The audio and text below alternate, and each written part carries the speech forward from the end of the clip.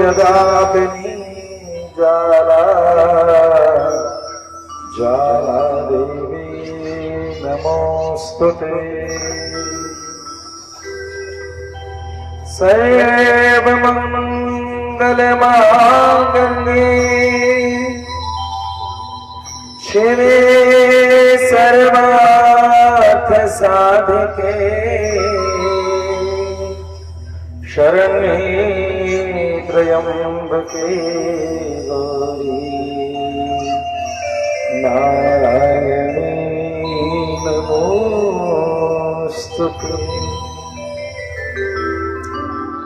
कर्पूरगौरं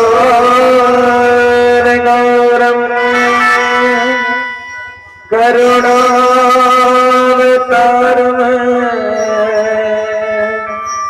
संसार सारं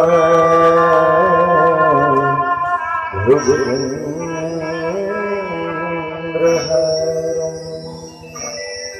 सदा वसन्तं हृदयारविन्दे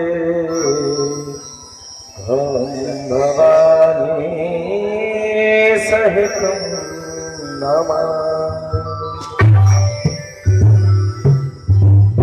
लोकाभिरामं रणरङ्गधीरं राजीवनेत्रं रघुवंशनाथं कारुण्यरूपं करुणाकरं श्रीरामचन्द्रं शरणं प्रपद्ये। वंशी विभूषितकरान्नवनीरदाभा पीताम्बररुणबिम्बफलाधरोष्ठा पूर्णेत सुन्दरमुखादरविन्दनेत्रा कृशाकरं किमपि तत्त्वमहं न जाने। गुरुर्ब्रह्मा गुरुर्विष्णुः गुरुर्देवो महेश्वरः गुरुर्साक्षात् परब्रह्म तस्मै श्री गुरुवे नमः। श्री वेंकटेश चरणाम्बुजराजहंसं श्रीवार्षैरमुनिवर्यपदाभृङ्गम् श्री शारदाम गुरुवर्यतनोजरत्नम् श्री केशवार्यपदपङ्कजमाश्रयामि। जय मिथिला जय मैथिली जय जय जनक किशोरी चरण कमल बंदन करो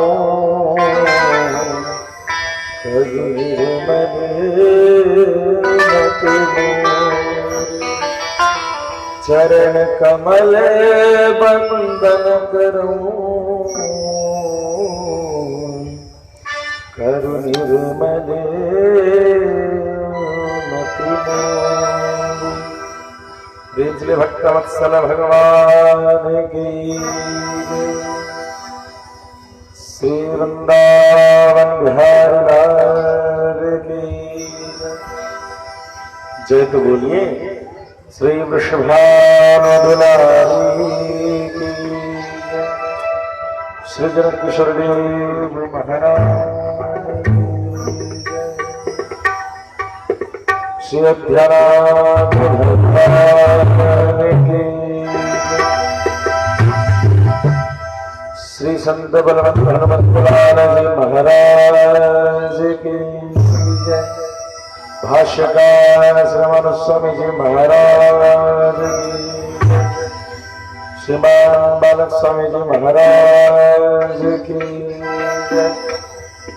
माता अन्नपूर्णा की जय। बाबा विश्वनाथ की जय।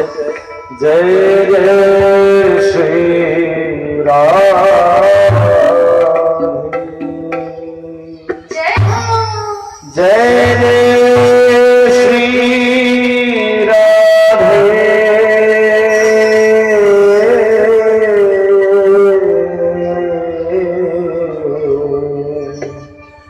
जय जय श्री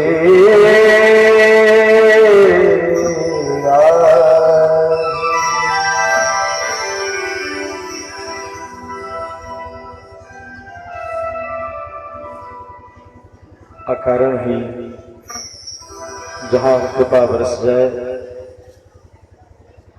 अकारण ही जहां शरण मिल जाए, ऐसे दरबार में हम सभी यहां बैठे हुए हैं। भगवान की अनुपम लीला का दर्शन करते हुए नित्य प्रति ही हम सभी दिव्य आनंद की अनुभूति कर रहे हैं। और यह दिव्य आनंद उत्तर अधिकाई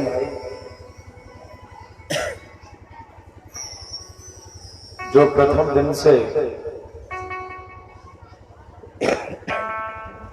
शुरुआत से जो आते हैं उनको ये अनुभूति होती है कि धीरे धीरे प्रेम बढ़ता है और उसकी अनुभूति भी धीरे धीरे बढ़ती चली जाती है। हम सभी इस संसार में अपने जीवन के कर्तव्यों को करते रहते हैं। इन समस्त कर्तव्यों को करते हुए यदि भगवत चरण में शरणागति का भाव है तो अवश्यमेव यह जीवन आनंद का अवसर है। और यदि उसको छोड़ करके जीवन जी रहे हैं तो कष्ट की अनुभूति होती है। जो लोग नवरात्र के उत्सव में बस उपवास रहकर के अपने घर में बैठे हैं, उन्हें वह भूख समय समय पर पेट को कचोटती हुई नजर आती है। लेकिन जो लोग इसी अवसर पर कथा सत्संग सवेरे जो पूजन होता है इसमें भाग लेते हैं, सायंकालीन शयन आरती में जो आते हैं, यानी पूरे दिन भर का रूटीन डिजाइन, उसमें यदि कोई व्रत लिया है तो भूख को या जो उधर की जो पुकार है, वो जो कहते हैं बच्चे लोग के चूहा, तो चूहा समझ नहीं पाता है कि कब कूदे, क्योंकि फुर्सत ही नहीं मिलती उसको। यदि सिर्फ उपवास करके रह गए, भगवत स्मृति नहीं है, तो इस 9 दिन के व्रत में आपको कठिनाई है।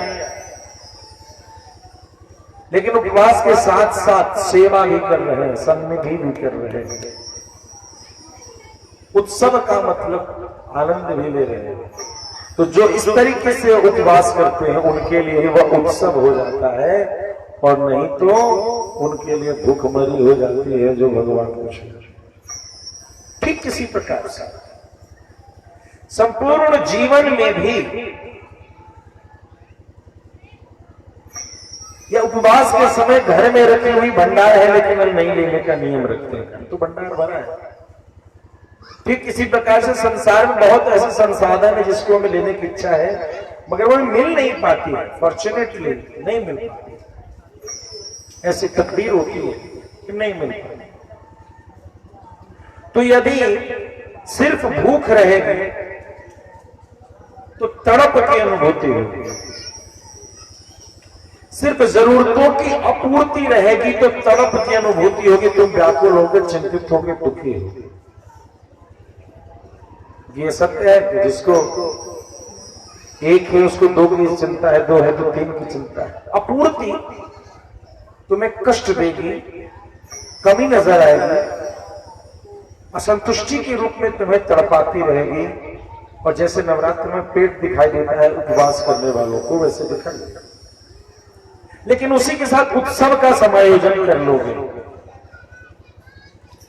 बहुत ऐसे बच्चे होंगे जिन्होंने उपवास नहीं किया होगा, बहुत ऐसे कार्यकर्ता होंगे जिन्होंने उपवास का नियम नहीं लिया होगा, लेकिन इन खंभों को खड़े रखने के लिए वो दिन रात इतने व्यस्त होंगे कि उन्हें खाने का ठिकाना ही नहीं, उन्हें भूख भी नहीं लगती। एक आदमी संकल्प लेकर के घर में उपवास रहा, उसे भूख सताती है, लेकिन ये दूसरा है पानी पी पी करके दौड़ रहा है और रात को याद आती है, अरे यार दिन में तो मैंने कुछ खाया ही नहीं है। दुर्गा पूजा के दौड़ने के चक्कर में ऐसा पंडित जी लोगों ने लिस्ट लिख दिया कि वो दौड़ते दौड़ते हालत हो गई खराब, शाम को सीधे फुर्सत मिले। वह जो उपवास है वह उत्सव है, वह उत्साह के साथ। अर्थात जीवन में अपूर्ति तुम्हें कष्ट देती है, जीवन में कमियां तुम्हें दुख देती हैं, लेकिन वहीं पर यदि उसके साथ में भगवान का उत्सव हो जाए, भगवान की सेवा हो जाए, भगवती का नाम गुणानुवाद हो जाए, तो सत्य में वह उपवास उत्सव के साथ जुड़ने पर उत्साह का वर्धन करता है, तेज का वर्धन। इस जीवन चक्र के भी दुखों के नवरात्र को भी, दुखों के भी समय को, जो प्राप्त वस्तु अप्राप्त है, मिली हुई चीज भी नहीं मिल पाती है। हम सभी अपने मानसिक स्तर से कई चीजों पर आधिपत्य रखते हैं, तो मेरा है, लेकिन वह हमें नहीं मिलता। ऐसी स्थिति में भी यदि भगवत स्मरण रहेगा तो वह उपवास, वह अपूर्ति, वह कमी भी गुण बन जाती है, वह कमी गुण बन जाती है, वह अमंगल भी मंगल बन जाती है। जैसे बाबा विश्वनाथ के शरीर पे भस्म लिपा हुआ है और वही भस्म यदि चिता का हो, अरे क्या लगा दिया मैंने, अमंगल कर दिया है जी। लेकिन वही भस्म महादेव के शरीर को श्रृंगारित करता हुआ सा दिखाई देता। वही राम नाम सत्य है, अशुभ है नहीं, अशुभ नहीं, राम नाम सत्य है, अशुभ है कि शुभ है, एक राखी का शुभ है। ब्याह के समय राम नाम सत्य है बोल में भगा दे सर, खाओ न भी राम नाम सत्य है, ब्याह के समय बोलिएगा भगा भगे चले में मनुष्य का राम नाम सत्य है। राम राम बोल रहे, राम नाम सत्य नहीं बोलने देगा, भगा देगा। अच्छा बोल के देखिएगा, तब हमको वीडियो भेजिएगा क्या होता है। लगन आने वाला है, न्योता बहुत आ रहा है, कार्ड आने वाला है। एक ही चीज है, वही जगह पर सुशोभित। इसलिए भगवान के नाम अविस्मृतिस्तु चरणारविंदे आदिष्ट चेता न भवाय कल्पते। भगवान के चरणार बिंदे में यदि अविस्मृति हो जाए, भूलने की संभावना ही न रहे, भूलने की, जैसे वो गांठ बांधते हैं ना साड़ी में कि याद रहेगा, उस तरीके का कोई गांठ हो जो गुरुजी गर्दन में लटका रहे हैं, तो नहाते धोते बथवा छुआए, इधर उधर करते गांठ दिखाई पड़े, माथे पर तिलक हो, वह गांठ दिखाई पड़ जाए तो याद पड़ता है कुछ थोड़ा कर लेते हैं। ये तिलक, कंठी, माला, आसन, ये क्या है? ये वही गांठ है साड़ी का, जो घर के किसी कोने में धरा गया और स्नान करने के बाद उस पर नजर चली गई, अरे आज नहीं हुआ।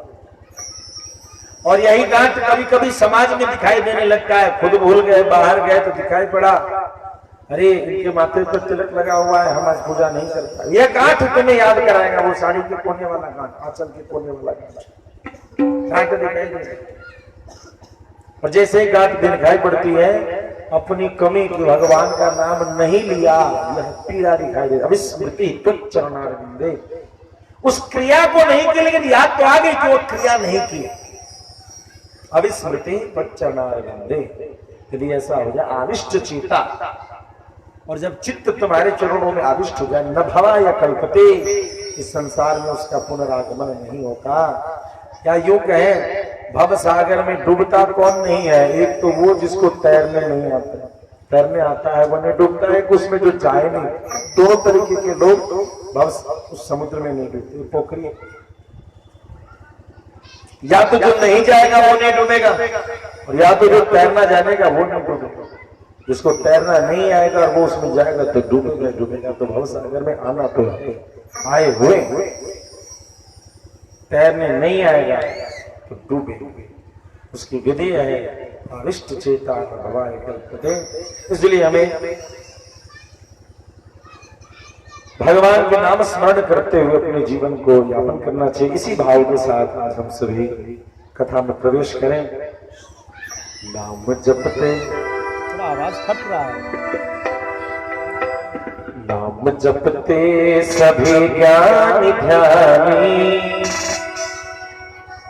नाम जपते सभी ज्ञानी ध्यानी, हम शरण लाडली राधा रानी।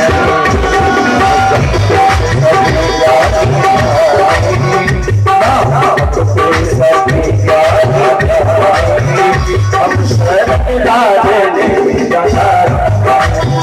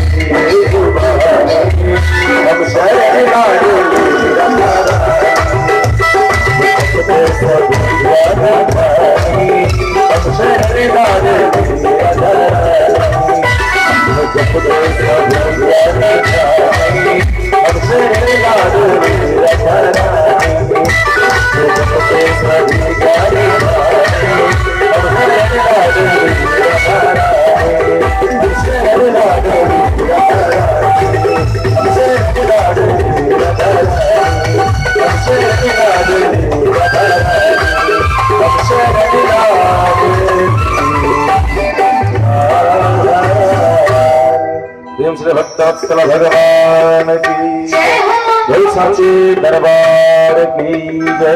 नमः पार्वती पते हर हर महादेव।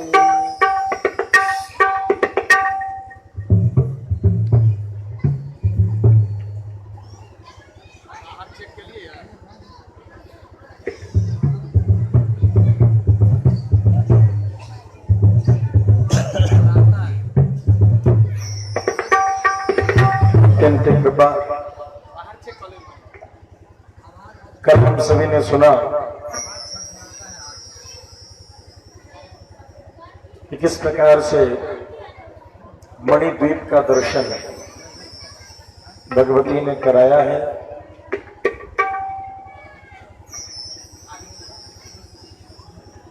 श्री रामचरितमानस में लिखते हैं, भारत ही होई न राज मद, जो विधि हरि हर पद पाई। त्रिदेव का एक पद है,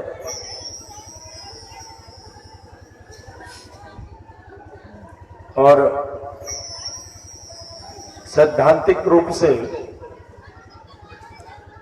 चाहे साकेत पर अनुसंधान किया जाए, चाहे गोलोक के विषय की चर्चा की जाए, चाहे वैकुंठ की चर्चा की जाए, चाहे मणिद्वीप की चर्चा की जाए, चाहे शिव पुराण के आधार पर शिवलोक की चर्चा की जाए, कि सारी बिंदुएं एक ही जगह आती हैं कि ये तीन पद हैं और इनसे ऊपर एक परम तत्व।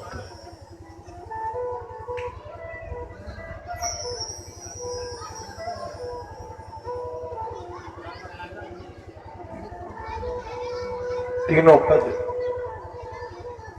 एक पद है और इनसे ऊपर एक परम तत्व है। वही परम तत्व इन तीनों रूप में उद्भासित होते हैं। अलग अलग मत के लोग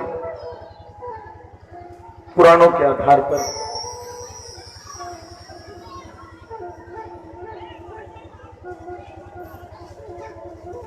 अपने अपने उस परम धाम को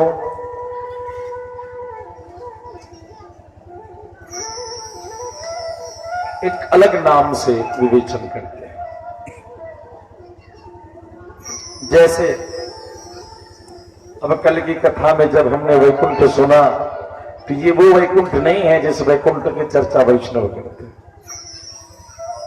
जब उसमें भी सैद्धांतिक अध्ययन करेंगे तो वहां भी एक वैकुंठ नीचे है और एक पर वैकुंठ है जो उससे ऊपर है, जो वास्तविक मोक्ष के समान है। उसको पर वैकुंठम कहते हैं। नहीं समझे? जैसे यहां जो देखे कि वैकुंठ शिवलोक ब्रह्मलोक का दर्शन हुआ, इसके ऊपर ऐसे कई वैकुंठ, ऐसे कई शिवलोक, ऐसे कई सत्यलोक, ब्रह्मा जी के लोक को सत्यलोक कहते हैं, का दर्शन होता है। उसके ऊपर मणिद्वीप था। ठीक इसी प्रकार से यही विभाजन गर्ग संहिता के आधार पर लेंगे तो ऐसे ही विरजा नदी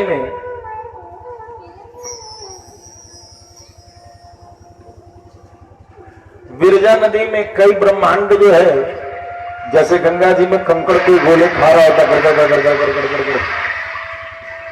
ऐसे कई ब्रह्मांड गोले के तरीके से, कंकड़ के तरीके से घुलट रहे हैं।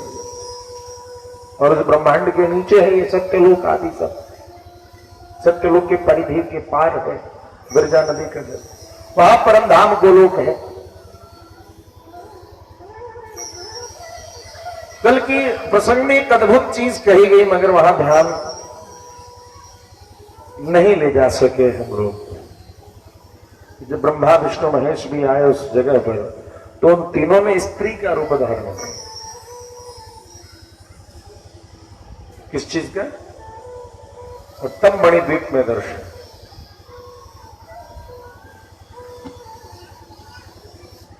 यादृशी भावना तादृशी फलवती।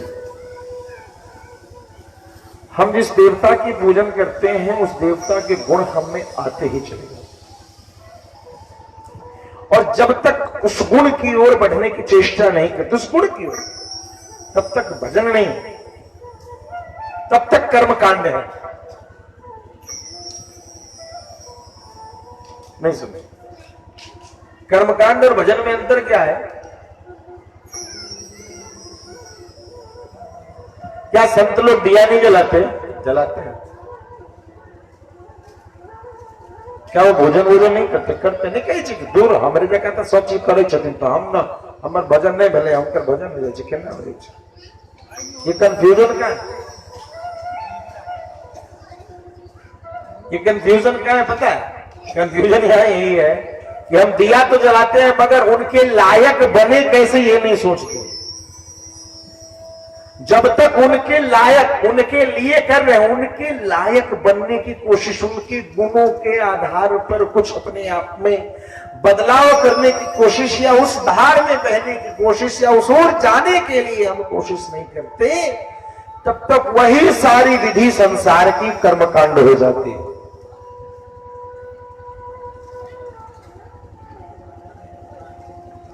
तब तक और जैसे ही हम तदनुरूप तन्मय उसमें घुल जाना चाहते हैं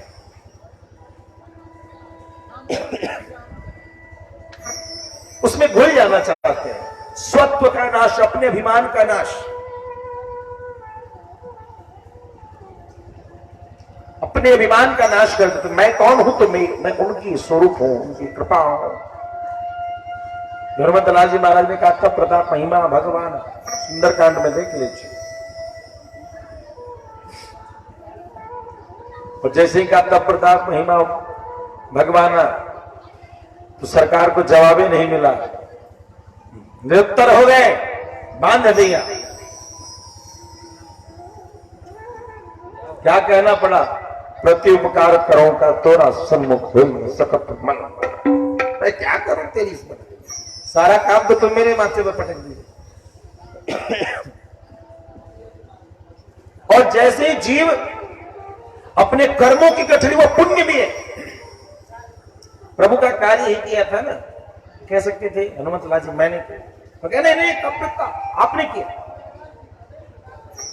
सवाल जवाब खत्म हो गया ज्ञान आज्ञा भस्मसात कुरुते अर्जुन हे अर्जुन ज्ञान आज्ञा सब भस्म कर दो सब चौपट करो ना तो सिर्फ पाप ही नहीं खत्म करना पुण्य भी खत्म करना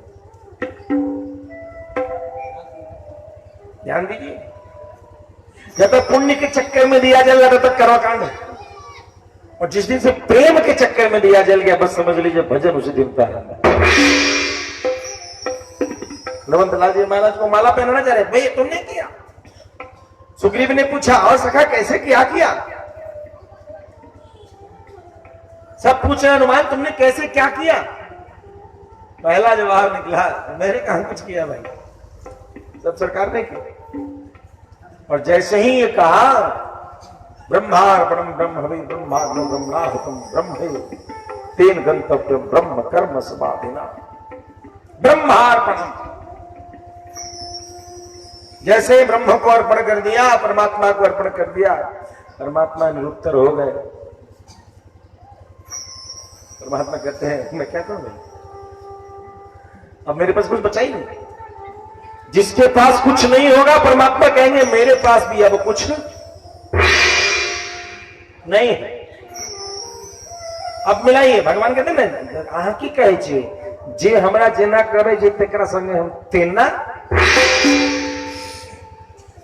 टिट फॉर टैट जैसे को जिनमें मारा कहीं में मारे कहीं पर बांधे तो नहीं तुम्हारे हनुमान जी भी वही क्या जीवात्मा के जीवन शैली कालिदास को अकल नहीं था लेकिन एक आंख फोड़ोगी तो दू को आंख फोड़ थप्पड़ दिखाओगे मुंह के से मार दरअसल बड़ी एक नीच का जवाब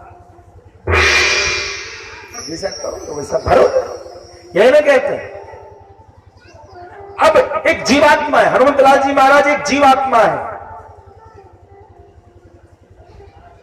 जिसने अपने पुण्य का गठरिया धर दिए सरकार के चरणों में तो निष्पाप तो है निष्पुण्य भी हो गए यानी निर्मल चिदाकाश माकाश गौरम गंभीरम चित्त में जो आकाश है वही उस आकाश में है। एक पात्र में जल रखिए उसमें कुछ हल्दी वल्दी दे दीजिए तो चंद्रमा में हल्दी की छवि आ जाएगी और निर्मल जल रखेंगे तो चंद्रमा वैसा ही दिखेगा जैसा वो है? सब हटा दिया तब प्रताप अब भगवान ने देखा इसके पास भी कुछ नहीं है, तो मेरे पास भी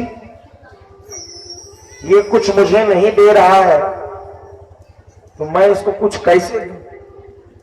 कुछ देता तब न लेन देन का व्यवहार होता। क्यों जी? कुछ देगा तब न लेगा, 10 रुपए दोगे तब न टाइगर का पार्ले जी का बिस्किट लोगे ना। दिया दिया क्या कर रहे हैं? सन्मुख हो ही न सकत मन हो रहा। मुझे समझ नहीं आ रहा हनुमान कि तुम्हारे प्रति उपकार तुमने जो किया उसको मैं क्या करूं? तो सीधा सारा चीज धर दिया मेरे पास, अब तेरे पास कुछ रहा नहीं। तो भगवान कह रहे हैं जब तूने सारा चीज मेरे पास धर दिया तो मैं भी बराबर, मैं भी सारा चीज तेरे पास है। सुमेरी पवन सुत पावन नामू अपने बस करी राखे राम। सरकार उठाए कर लगा लिया हनुमान, तेरा सब कुछ तूने मुझे दे दिया, मेरा सब कुछ आज तू ले ले और मेरा सब कुछ मुझ में ही है।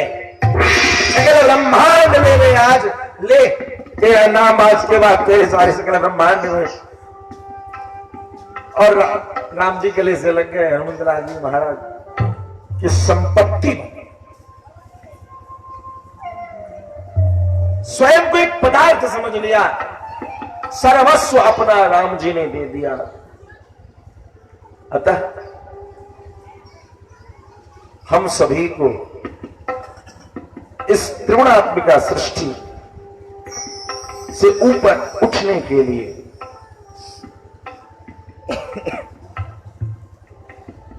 परमात्मा के प्रति अपने कर्मों के समर्पण की व्यवस्था को समझनी पड़ेगी।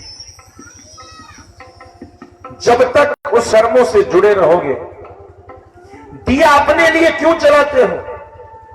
एक तो गीत गाते हैं, जगदम्बा घर में आरती बार दिया है, जगदम्बा में तो लिखा हुआ है जगदम्बा घर में आरती बार बार। किसके लिए? जगदम्बा घर में आरती में दिया रोशनी। अपने लिए दिया मत जलाती है। नवरात्र में दिया जलाएंगे तो बहुत बड़ा पुण्य हो जाएगा, कोई सिद्धि रिद्धि आ जाएगी। हम हो केकरो कुछ कहो भाई तो ओकरा ये हो जाते ना, सब चक्कर में नहीं डाले। दिया दिया तो माता दरबार जो है जुलिया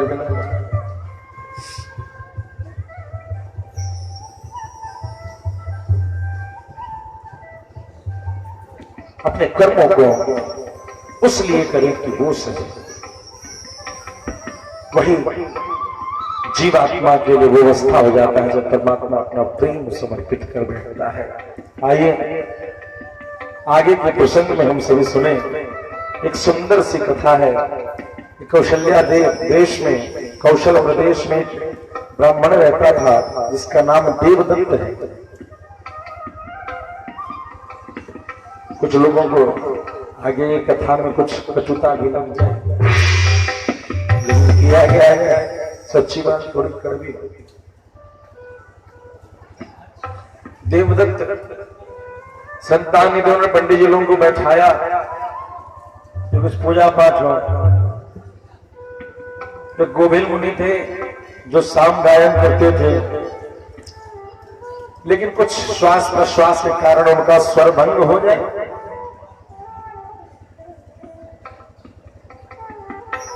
नहीं होता है कि यदि हम कुछ यदि पढ़ लिए हैं, कान खड़ा करके सुनते हैं जब पंडित जी किन्ना बजे छे, पंडित जी किन्ना बजे छे, जिन्ना कुछ पकड़ा गया कि बस क्यों पंडित जी देखिए पकड़ लेना। रिकॉर्डिंग क्यों यहाँ पर हाँ भाई मात्रा तो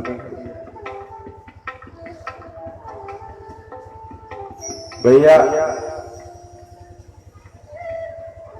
हमारे साथ 1 महीना 2 महीना गुजार के देखिए,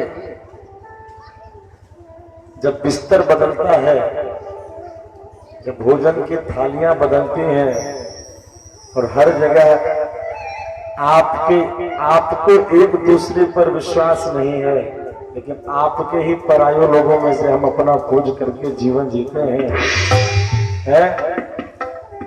सारा माल जो है मोर बाबू के घर में हम रखे हुए, उसमें 50,000 1 लाख है 10 लाख है, सोना चांदी हीरा मोती पता नहीं, आप नहीं रख सकोगे लेकिन हम रखे। तब आपको समझ में आ जाएगा जो किताब में जो लिखा है उसके ऊपर भी बहुत कुछ आप पढ़ सकते हो, लेकिन वह जो वेद पुरुष सभी जगह वेद का प्रचार करने के लिए डिम घोष पर चल रहा है, वह पढ़ा भी है और बढ़ा भी है। वह पढ़ा भी है और गढ़ा भी है। पंडित जी को टोक दिया,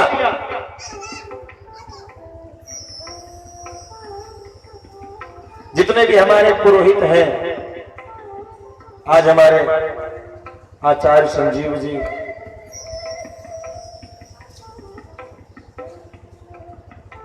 इनका कलश कहां लगा है?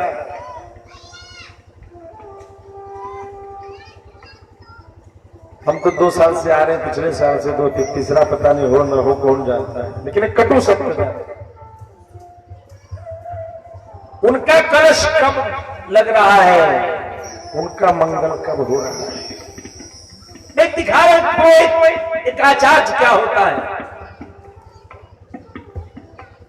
एक पंडित क्या होता है। तुम एक मात्रा को देकर के इस पर यह प्रश्न तो कर सकते हो, लेकिन तुम्हारे मंगल कलश में अपनी मंगलता को वो आचार्य रोज खोजता है। नवरात्रों में कोई भी पंडित अपने घर में कलश बैठाता है? टाइम नहीं। हम वृंदावन में इस बार पूरा सोचे थे कि कहीं नहीं प्रोग्राम, बगल में धनौर का प्रोग्राम आया, कैंसिल कर दिए कि नहीं इस बार अपने यहाँ ही दिया बाती करेंगे। तो मन था अपने घर में दिया बाती करेंगे। अमोल जी का 5 दिन पहले बम विस्फोट हो गया, लेकिन हम लोग तय कर लिए हैं अपने आए जाते हैं।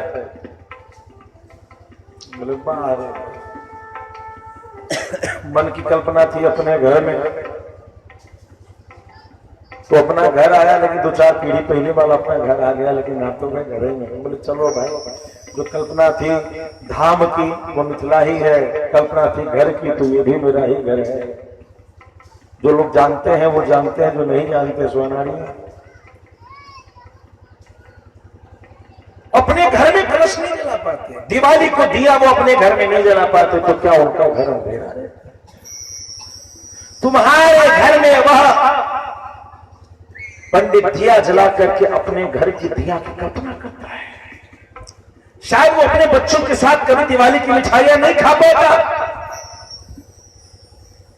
और बच्चा जब से छोटा से लेकर बड़े तक वह एक कष्ट करता है। हमेशा कहता है पिताजी इस बार दिवाली में आप रहिएगा, हम लोग साथ में छुरछुरी छोड़ेंगे। ठीक है, साथ में छोड़ेंगे, लेकिन वह दिवाली के रात को फिर कहीं चलेंगे।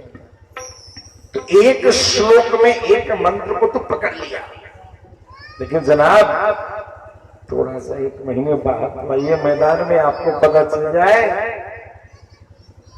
कि मलेरिया हो रहा होता है, स्मॉल पॉक्स, चिकन पॉक्स सब शरीर में लगा होता है। जो भी अभी हमारे पंडित जी भी स्वस्थ और उस अवस्था में भी उतनी ही देर, और वो आवाज न करे नहीं मिलेगी। अभी हम भी आए थे तो बुखार शुरू थे, उनको भी स्थिति, हम बोले आचार्य जी लगता है इस बार दोनों आदमी गड़बड़े है मामला, लेकिन ठाकुर जी उनको भी भगवती ठीक कर रही है, हमको भी ठीक है, आनंद नहीं आया। तो ब्राह्मण की अशुद्धि देख करके देवदत्त ने गोविल मुनि को टोक दिया। गोविल मुनि ने कहा, हे देवदत्त, हो तो बड़े ज्ञानी, लेकिन तुमने यह नहीं देखा खांसने के कारण, छींकने के कारण मेरा स्वरभंग हुआ है। क्या कोई छींक को रोक सकता है? जाओ जो तुमने ऐसा किया है, तुम्हें पुत्र तो जरूर होगा, लेकिन वह पुत्र का स्वर भंग होगा, वह पुत्र तुम्हारा मूर्ख।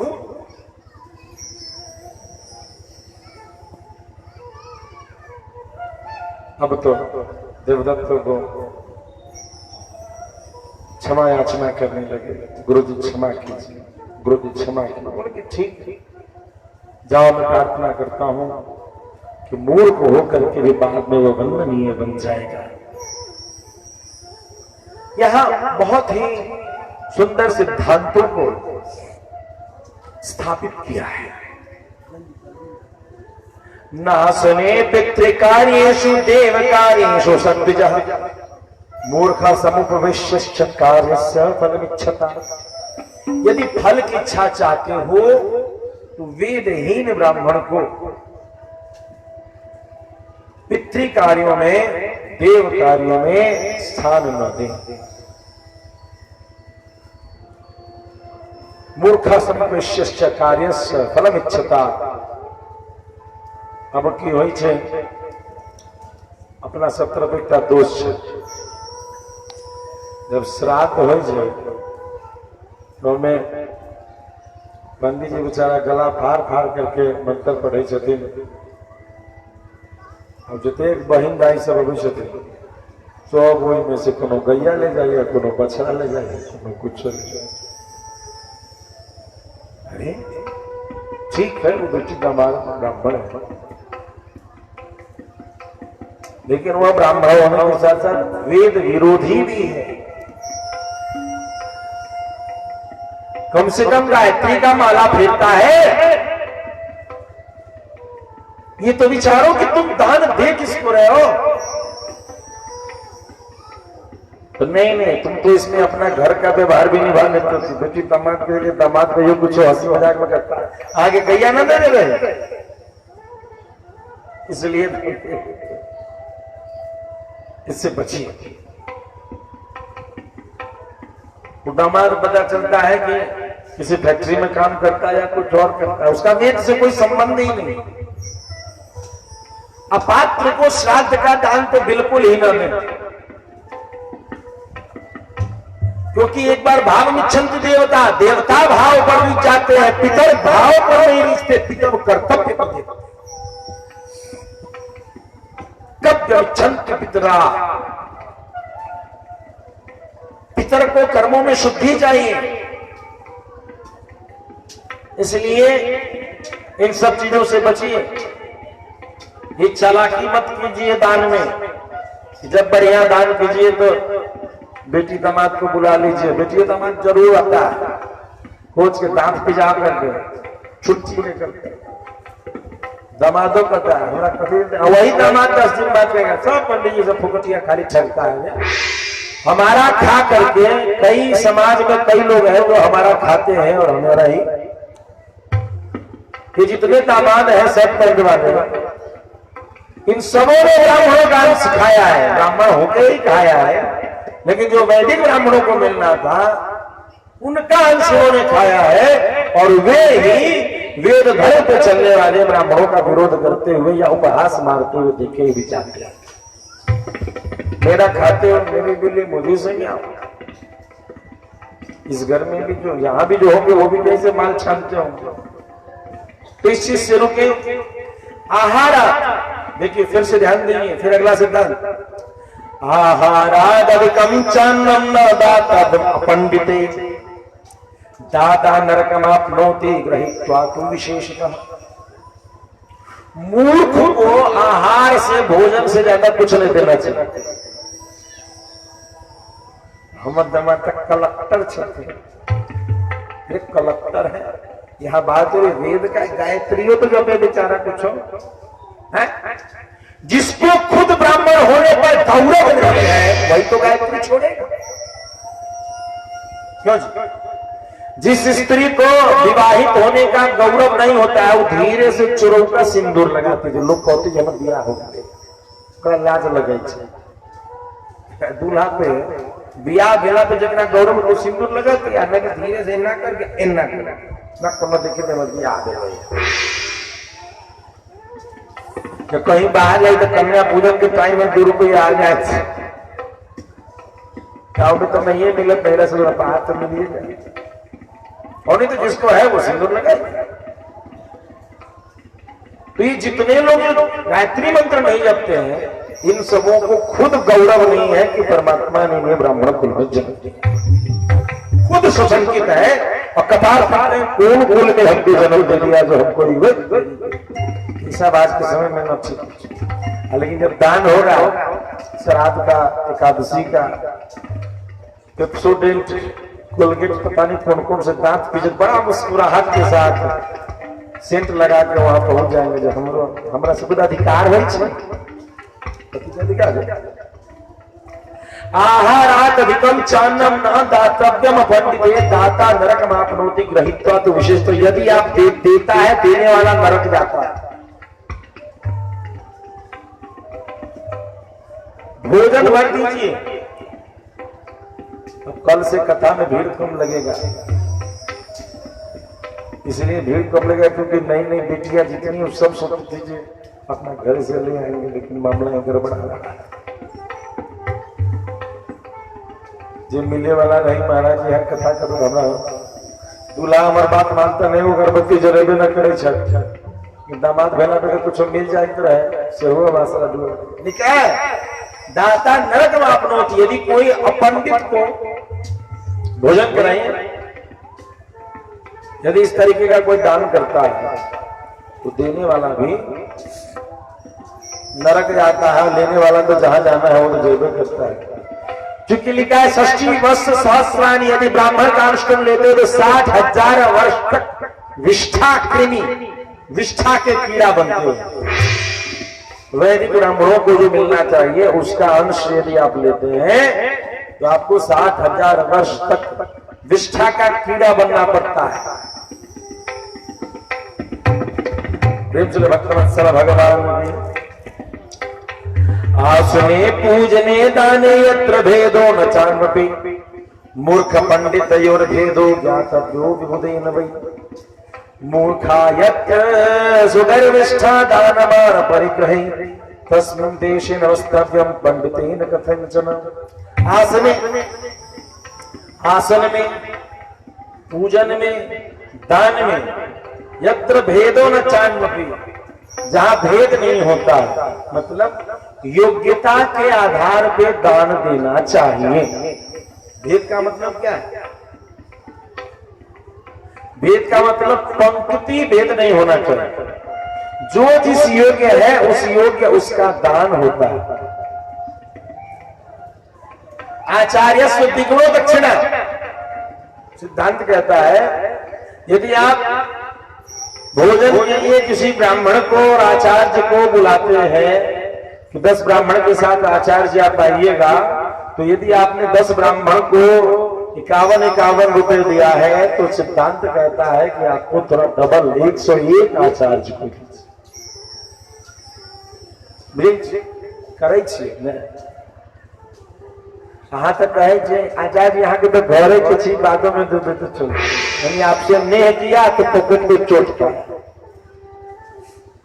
अपनापन में बढ़ना चाहिए माल, तो अपनापन में घाटे ही लगाए देते हैं। सिस्टम सही है। सिद्धांत कहता है योग्यता के अनुसार ही दान करें, दक्षिणा योग्यता के आधार पर दें। मूर्ख पंडित एवं वेदो ज्ञातव्य विबुधेन में ध्यान देंगे, यहां किसी अशिक्षित ब्राह्मण का अपमान नहीं है, लेकिन जो शिक्षित ब्राह्मण है उसका सम्मान करना चाहिए। उसका क्या दायरा है, उसकी सोच का क्या दायरा है, उसके ध्यान का क्या दायरा है, उसको देखना चाहिए। सब धन 22 पसेरी नहीं होता है, सब धाने हैं। कोटा वाला मंसूरी, सोना मंसूरी, कतरनी, बासमती, देहरादूनी सबके रेट क्या है जी। नहीं तो बेरू फकी लगा कर स्वाद चख लिए अब जाइए, बोरा में खरीद पाइए, वही देखले रह जाइए। चौरवा तो सब तो भाते बनेगा। सही बात है, जानकार विद्वान बैठा रहता है मगर बोलता है विद्वान को कोई गरज नहीं पड़ी, आप क्या करेंगे? सम्मान यदि आप नहीं करेंगे तस्मात प्रणिपाते हैं, पहले समर्पण है, फिर प्यार से प्रश्न है और फिर सेवा है। यदि आप सेवा, प्रश्न और समर्पण नहीं करेंगे तो आचार्यों से आपको कुछ मिलने जुलने वाला नहीं है, चाहे आप जिंदगी गुजार दें। मूर्ख पंडितयोर भेदो ज्ञातव्यो विबुधेन वही। सबका सम्मान कीजिए, सबको स्थान दीजिए, सबका सम्मान होना चाहिए, लेकिन पद का विशेष ख्याल रखना चाहिए। अपनापन इसलिए मत जोड़िए कि पद की महिमा के अनुसार हम सम्मान नहीं करना चाहते हैं। मैं समझ रहे हैं? बहुत लोग तुरंत चिपकते हैं, उसका रहस्य रहता है कि ओकरा हमरे इज्जत न करेंगे, फुकटिया वाला बात ऊपरे ऊपर उचित सेवा धर्म हो और इस प्रकार से ब्राह्मण को बैठाए। भुक्तानम वेद विप्रो वेदाभ्याम करोति विक्रीडन्ति पूर्वजास्तस्य स्वर्गे प्रमुदा अकेला। जब वैदिक ब्राह्मण भोजन करते हैं, आप देखिएगा, आप अन्य ब्राह्मणों को ब्राह्मण भोजन में बुलाइए, कोई शर्ट पैंट, कोई बेल्ट, कोई टाई, कोई कोट, कोई सूट, कोई जूता, कोई चप्पल, कोई कुछ लेके आएगा। ब्राह्मण भोजन तो कराते हैं, बहुत बड़ा यहाँ के गांव है, बहुत ब्राह्मण भोजन। लेकिन जो गुरुकुल परंपरा में पढ़ा लिखा है या जो उस वृत्ति में है, उसको यदि आप ब्राह्मण भोजन बुलाएंगे तो पैंट शर्ट मिल जाएगा, वो धोती लगा के। अब बोलो ये धोती वाले के साथ में वो पैंट वाला वगैरह बैठ के पा रहा है, उस धोती में संपूर्ण राष्ट्र का गौरव है। एक आदमी, आप कहोगे भेद क्या? भेद बहुत है। एक को अपने राष्ट्र की धरोहर पर गौरव है, वह उसका प्रचार कर रहा है कि मैं भारतीय हूं, मुझे अपनी संस्कृति से प्यार है, मैं सभा में भी सिंहनाद करता हुआ इस वेश में जा सकता हूं। एक जो है मतलबी यार, धोती पहने तो दारू करना पियो, दारू के ठेका में दारू वाला तो अधो पंडित जी दारू पिए ना ऐसे कह लिए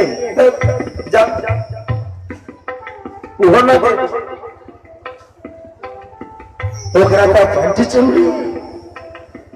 अच्छा, कभी जो दारू पीते हैं वो धोती चंदन लगा करके एक बार दारू के ठेके पर, यहाँ तो ठेका बंद हो गया है, अंडरग्राउंड मिलता है, सुनते हैं बहुत पकड़ा था। वो ट्रक वाले के पास चले जाए, टन भी रहेगा तो एक बार बोलेगा लाज न लग रही है ना, हमरा पकड़ावे ला लिए कि कोनो गुप्तचर बन तिलक विलक सब पूजा पाठ तुम बोल रही देखिए भगा देगा न देगा, लेकिन नहीं गुप्तचर भेजा है कि पुलिस न देगा। पैंट शर्ट पहनता ही है गड़बड़ करने का। तो एक तरफ जो ब्राह्मण भोजन में उसको धोती पहन करके इस ब्राह्मण के वेश में आने में जिसको शर्म आती है, ब्राह्मण के परिवेश में आने में उसको शर्म आती है, और एक तरफ एक छोटा सा बच्चा, सही है उसको 4 मंत्र याद है, लेकिन उसको ये याद है कि मैं ब्राह्मण हूं और मेरे भोजन करने से इसके पितरों का उद्धार होगा, तो मैं उस वेश में आऊं, उस स्वरूप में आऊं कि इसके पितरों का ज्यादा उद्धार हो। ये कैसे नहीं, इसीलिए ये धोती वाले उनका लाइन अलग रखो, पैंट वालों का चल अलग, एकदम उनको सेकंड पंगत में बैठा है। पंचायती हो, मुखिया हो, सरपंच हो, ब्राह्मण भोज के सरपंच हम हैं और राजनीति के सरपंच अपने घर में। मुझे गलत बोल रहे हैं? अभी नेतागिरी में हमारा हमको भाषण देने देगा वहां? नहीं देगा, क्योंकि महाराज जी अपने के काम में है, तो ब्राह्मण भोजन में है, तुम भी तुम्हारा काम नहीं है, मेरा काम। मुझे पहले बैठाओ, उसके बाद मैं पैंट शर्ट पहन, तुम्हारी सभा में मेरी चलने नहीं दोगे, मेरी सभा में तुमको चलने दूंगा। तुम अपने यहाँ के सरपंच हो, मुखिया हो, विधायक हो, सांसद हो, जो है मंत्री हो, संतरी, अपने यहाँ रहो, ये मेरी सभा है, ये मेरे सनातन धर्म की संस्कृति की सभा है। यहाँ वही करेगा जो सनातन धर्म की संस्कृति को पहले स्वीकार करके उस रूप में आएगा, उस कर्तव्यों को करेगा। तो लिखते हैं आसने पूजने दाने, आसन में बैठने में, पूजन में, पूजा करते समय, दान करते समय, यत्र भेदो न चान्वती, जहां पर मर्यादाओं को नहीं देखा जाता है, मूर्ख पंडित और भेद हो जाता है वो भेद नहीं, जहां मूर्ख पंडित का भेद नहीं होता है वहां जो है नहीं जाना चाहिए। फिर कहता है भुक्तान वेद विद विप्रो वेदाभ्याम करोति वै। एक वैदिक ब्राह्मण है, उसने भोजन किया, अपने घर गया, घर जाकर के उसने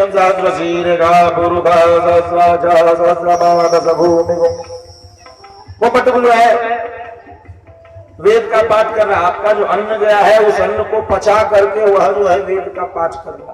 कहता है कीड़ंती पूर्वजास्तस्या, और नरक में गया हुआ जो पूर्वज है उसका टीसी कट जाता है और वह स्वर्ग में आकर के उसका पूर्वज खेलता है। कब? जब ऐसे वेद प्रतिष्ठित धर्म पर चलने वाला ब्राह्मण का बालक आपका ब्राह्मण भोजन करेगा, तब ऐसा श्रीमद् देवी भागवत का प्रमाण कर। आपकी परंपराओं को जो है आपस में प्रेम भाव उसको जरूर बनाइए, लेकिन जो वेद का ध्वजा लेकर के चला है ब्राह्मण भोज में उसको पहले स्थान दीजिए। कोई बैठा भी तो भैया चलिए, रिजर्व वीआईपी सीट होना चाहिए वहां पर। क्यों नहीं वहां वीआईपी सीट होगा? एक लाइन स्पेशल अलग किसी भी सभा में, अभी इंदिरागिरी का सभा चल रहा है, रिजर्व सीट रहता है कि नहीं? ब्राह्मण भोजन में रिजर्व सीट रहना चाहिए। 25 उन लोगों के लिए है जो धोती कुर्ता पहन पैंट वाले दूसरे लाइन में बैठो, दूसरे पंड पे बैठो, चाहे बड़े हो कि छोटे हो। 90 साल का बूढ़ा पैंट शर्ट पहन के आया, फिर भी उसके पीछे बैठा हो, उससे अच्छा है 9 साल का छोकरा जो अभी गायत्री मंत्र 24 अक्षर जानता है, लेकिन वो धोती कुर्ता, क्योंकि 90 साल में भी वह नहीं पहचान सका कि वह ब्राह्मण का बच्चा है। उसे गौरव होगा कि वह ब्राह्मण का बच्चा है। और ये 9 साल का बच्चा कहता है कि मुझे गौरव है कि मेरे पास गायत्री है, मेरे पास संपूर्ण सनातन धर्म का बोझा है, मैं इसको लेके चल रहा हूं, मैं धर्म का प्रचारक हूं। उस 9 साल के बच्चे का सम्मान होना चाहिए। या 9 और 90 का टाकरा मत देखिए, धोती और उस पैंट का भेद देखिए कि 90 साल का बुजुर्ग जीवन गुजार लिया लेकिन धोती नहीं पहन सका, 9 साल के बच्चे ने हाफ पैंट उतारा तो धोती पहन लिया। सम्मान उसका करना पड़ेगा और कीजिए, पद है। ब्राह्मणों की सभा जहां भी लगेगी ऐसे ब्राह्मणों का सम्मान जरूर करना सीखिए। और यही यजुर्वेद पीठ के द्वार से ऐसी ही आशा मैं करता हूं कि जो वेद पर चल रहे हैं वह बच्चा कैसा भी है उसको सहयोग कीजिए, उसको बल दीजिए। जलम स्वभावतः शीतम पावका तप योगतः उष्णम भवति तच्छिग्रम तद्विनाशशिरम भवे। जल का एक स्वभाव है। पिछले वर्ष हम लोग सामूहिक यज्ञोपवीत सम्मेलन में गए थे, तो वहां याद आ रहा है हमारे चंदन जी भी थे और शायद आप भी गए थे कि नहीं, मुझे नहीं याद। यज्ञोपवीत का सम्मेलन था, हमारे पूरी पिताजी निचलानंद जी सरस्वती इसी पर उन्होंने प्रवचन दिया। जो यहां श्लोक, हे ब्राह्मण कुल पहचानिए अपनी शक्ति को। जलम स्वभावतः शीतम, जल का स्वभाव है शीतलता। पावका तप योगतः, अग्नि के तपिश से उष्णम भवति, और गर्म हो जाता है। तच्छिग्रम तद्विनाशशिरम भवेत्, और अग्नि हटते ही जल फिर शीतल। इसको हमारे शंकराचार्य जी ने बहुत सुंदर तरीके से व्याख्या किया कि जल का गुण शीतलता है। एक कंटेनर है, डब्बा है, उसमें अग्नि नीचे से ऊपर पानी खोल रहा है, boiling point dub dub dub dub dub dub dub dub dub dub dub dub dub हो रहा है। और जब वो हो रहा है तो क्या हुआ कि वो ढक्कन उठा, वो पहले खोला के चला गया। 23 डिग्री से 40 degree, 50 degree, 60 degree, 80 degree, 90 degree, 100 degree. अब बड़बड़ बड़बड़ बड़बड़ बड़बड़ आवाज आने लगी, पानी खोलने लगा। पानी खोल रहा है, खोलते खोलते स्टीम बना, प्रेशर बना, और ढक्कन धीरे से। अब वो पानी क्या होता है उसको से भिड़कता है। भात बनाते हो ना, भात पानी की हुई चीज, गिराई छे अधन उफनाई उफन पिंतल और कीचल के लकड़िया जो रहे ओही में वो गिर गई। हाँ लकड़ी क्या हुआ, उसमें का जल आके नीचे गिर गया और नीचे जैसे गिरा कहां गिरा, अग्नि पर ही गिर गया। तो प्राय देखिएगा वो जो भाप उष्णाता है उफनता है तो सीधे बर्नर पर ही उसका तपत गिरता सीधा नीचे, ऐसे जरूर टच करें। खूब गिरा, अग्नि क्या होती है उस जगह, यदि प्रोसेस चला तो अग्नि शांत, अग्नि क्या होती है शांत हो जाती है।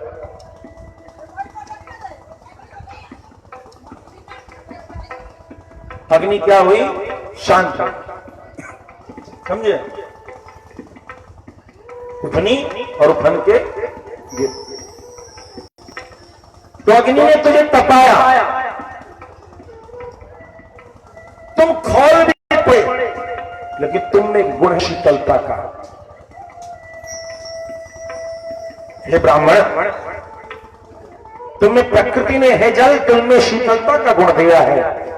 हे ब्राह्मण, तुम ब्राह्मण कुल में उत्पन्न हो, तुम पर वैदिक धर्म का बहुत बड़ा बोझा है। परमात्मा ने वैदिक धर्म के प्रचार के लिए ब्राह्मण कुल में तुझे जन्म दिया। तुम में शीतलता का गुण है, भले अग्नि कितना भी जला दे वह जल जैसे ही नीचे जाएगा, अग्नि को बुझा जरूर देगा। हे ब्राह्मण, तुम कितने भी भटकोगे लेकिन अपने स्वरूप को पहचानो। थोड़ी सी अपने आप के स्वरूप को पहचानोगे तो तुम्हें परमात्मा ने वैदिक धर्म पे चलने के लिए बनाया है। थोड़ी सी संगत रंगत मिलेगी, तुम उस धर्म पे चल पड़ोगे। उष्णम भवति तच्छिग्रम तद बिना शिशिरम भवेत्। अग्नि के बिना जल पुनः शीतल हो जाता है। और जैसे ऐसा हुआ, गोभिल मुनि ने कहा चिंता मत करो, बच्चा जो है सो मूर्ख तो होगा लेकिन बाद में वो विद्वान होगा। प्रेम से भक्तवत्सल भगवान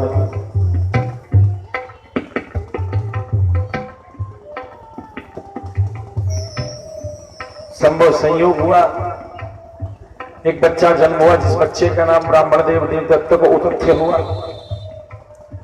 उतथ्य का 8 साल की अवधि में यज्ञोपवीत संस्कार हुआ, जनेऊ हुआ। और 12 वर्ष तक का जब तक हुआ उसे तो गायत्री मंत्र संध्या वंदन भी याद नहीं हुआ। अब जो है जब इस तरीके से बहुत लंबा समय गुजार दिया तो माँ बाप कहने लगे अधो वर्ष तथा पंगुर न मूर्खस्तु वरः सुतः इत्युक्तोऽसौ पितृभ्यां वै विवेशकाननं प्रति अंधो वरस्तथा पंगुर। संतान अंधा होता तो अच्छा था,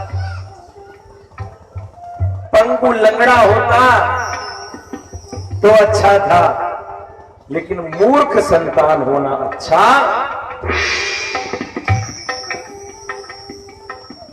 अरे नालायक, कुछ पढ़ ले।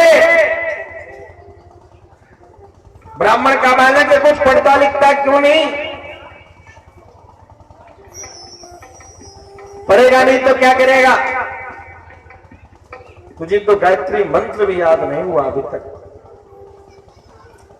इस तरीके से बहुत ही उसकी उपहास होने लगी तो बच्चा जो है 3 तरीके से वैराग्य जगता है। 3 सत्संग, सत्संग में वैराग्य जगता है जब जीवन का सत्य रखता है।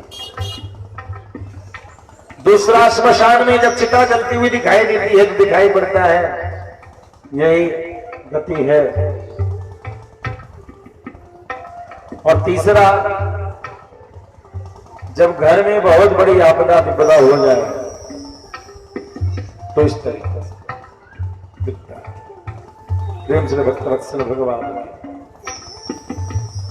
गड़बड़ हुआ, बच्चा जो है चल दिया गंगा जी के किनारे, जैसे तैसे पर्णकुटी बनाया और उस पर्णकुटी के भीतर उसने संकल्प किया कि अब आज के बाद जो है मैं असत्य नहीं बोलूंगा।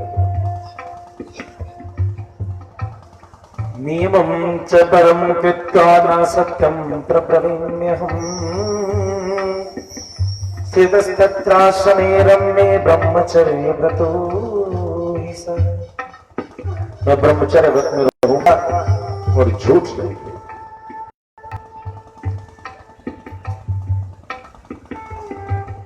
सत्यम ज्ञानम अनंतम ब्रह्म, और कुछ नहीं किया, सच बोला और सच बोल करके सत्य व्रत रहने लगा। धीरे धीरे तथ्य का नाम सत्य तपा, सत्य व्रत हो गया कि लोग उसको सत्य व्रत कहने लगे।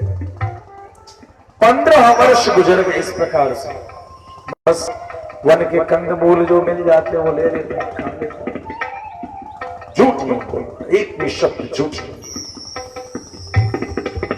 ख्याति फैलने लगी कि बाबा जी सच बोलता है, सत्य व्रत में,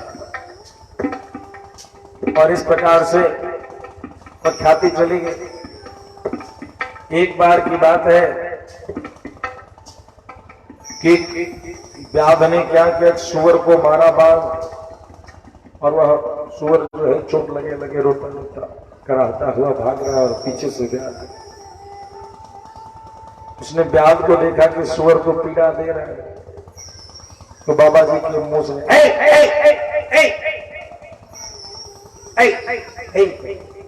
शायद उधर से रुक गया, तब तक वह सुअर जो है न जाने कहां जाके छिप गया। उन्होंने आई आई बोलते हैं, उसने आई आई आज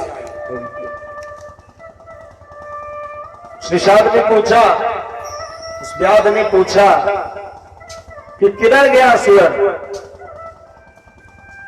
अब मुनि जी सोचते हैं कि बोल दूंगा तो मारा जाए,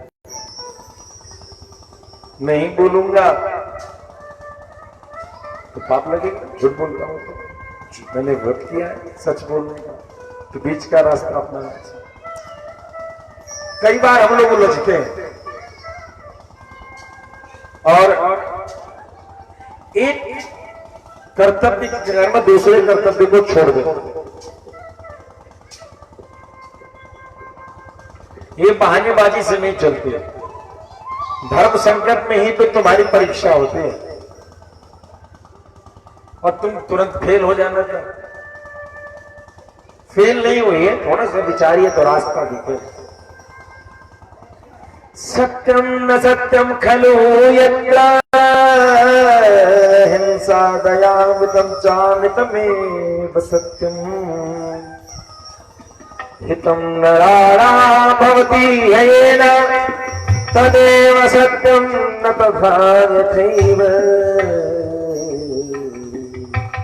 जिसमें हिंसा हो वह सच भी सच नहीं है, और जिसमें दया और उपकार हो वह झूठ भी सच है। जिससे मनुष्यों का हित हो वही सत्य है, अन्यथा नहीं।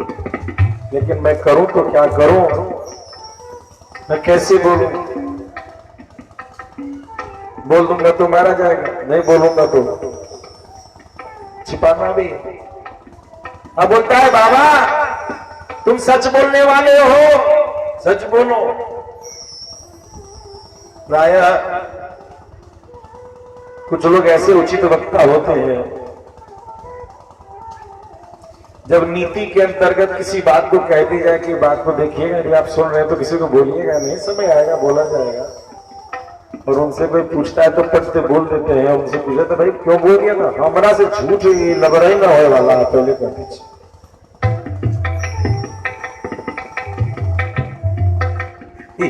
ये समस्या उन लोगों को होती है जो सामाजिक कार्य करते हैं। सब्जी का समय है ना, अब देखिए अंतिम दिन जो होना है वो आज ही हो जाएगा तो चलेगा।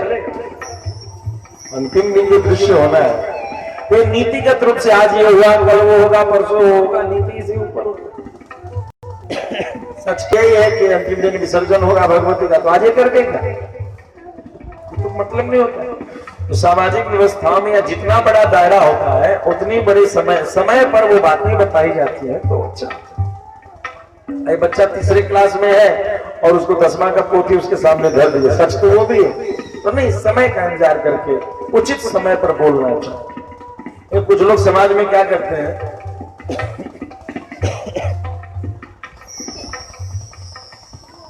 वो बैठते ही है कुछ सुनने के लिए, और जैसे कह दिया जाए, मैं बड़ा प्रायोगिक में बताता हूं और मैं इस दोष का कभी कभी उपयोग भी कर लेता हूं।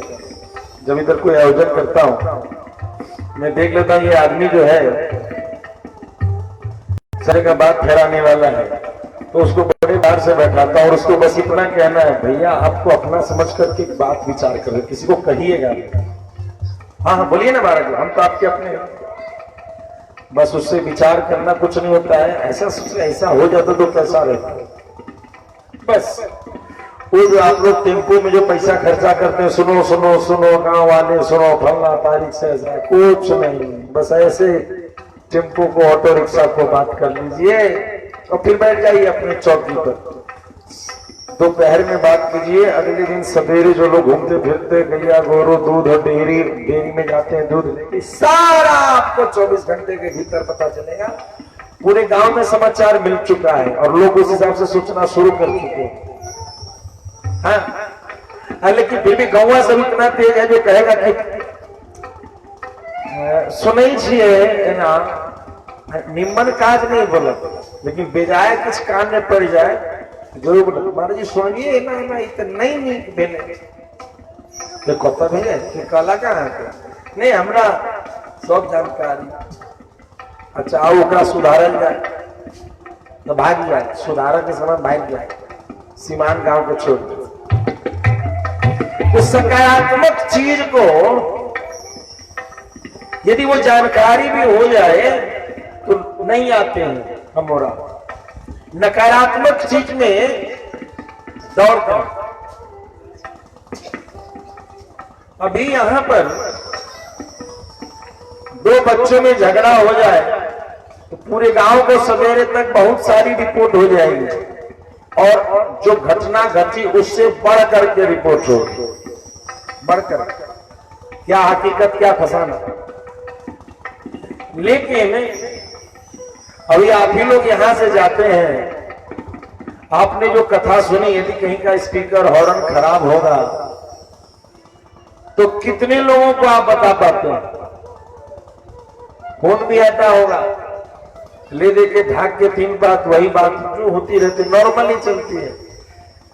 नहीं, आपसे खुद अपने दिल से पूछिए, पहले कहा नहीं, सत्संग में जो एक बात सुनी वह जीवन को सुधारने वाली थी, क्या हम अपने बेटी में ना बुआ सुन रहे तो बात ऐसी सुन लिए नहीं बोल पाते। तो सकारात्मक चीजों को प्रवाहित करने में हम विफल हो जाते हैं और नकारात्मक चीज को अकारण करिए।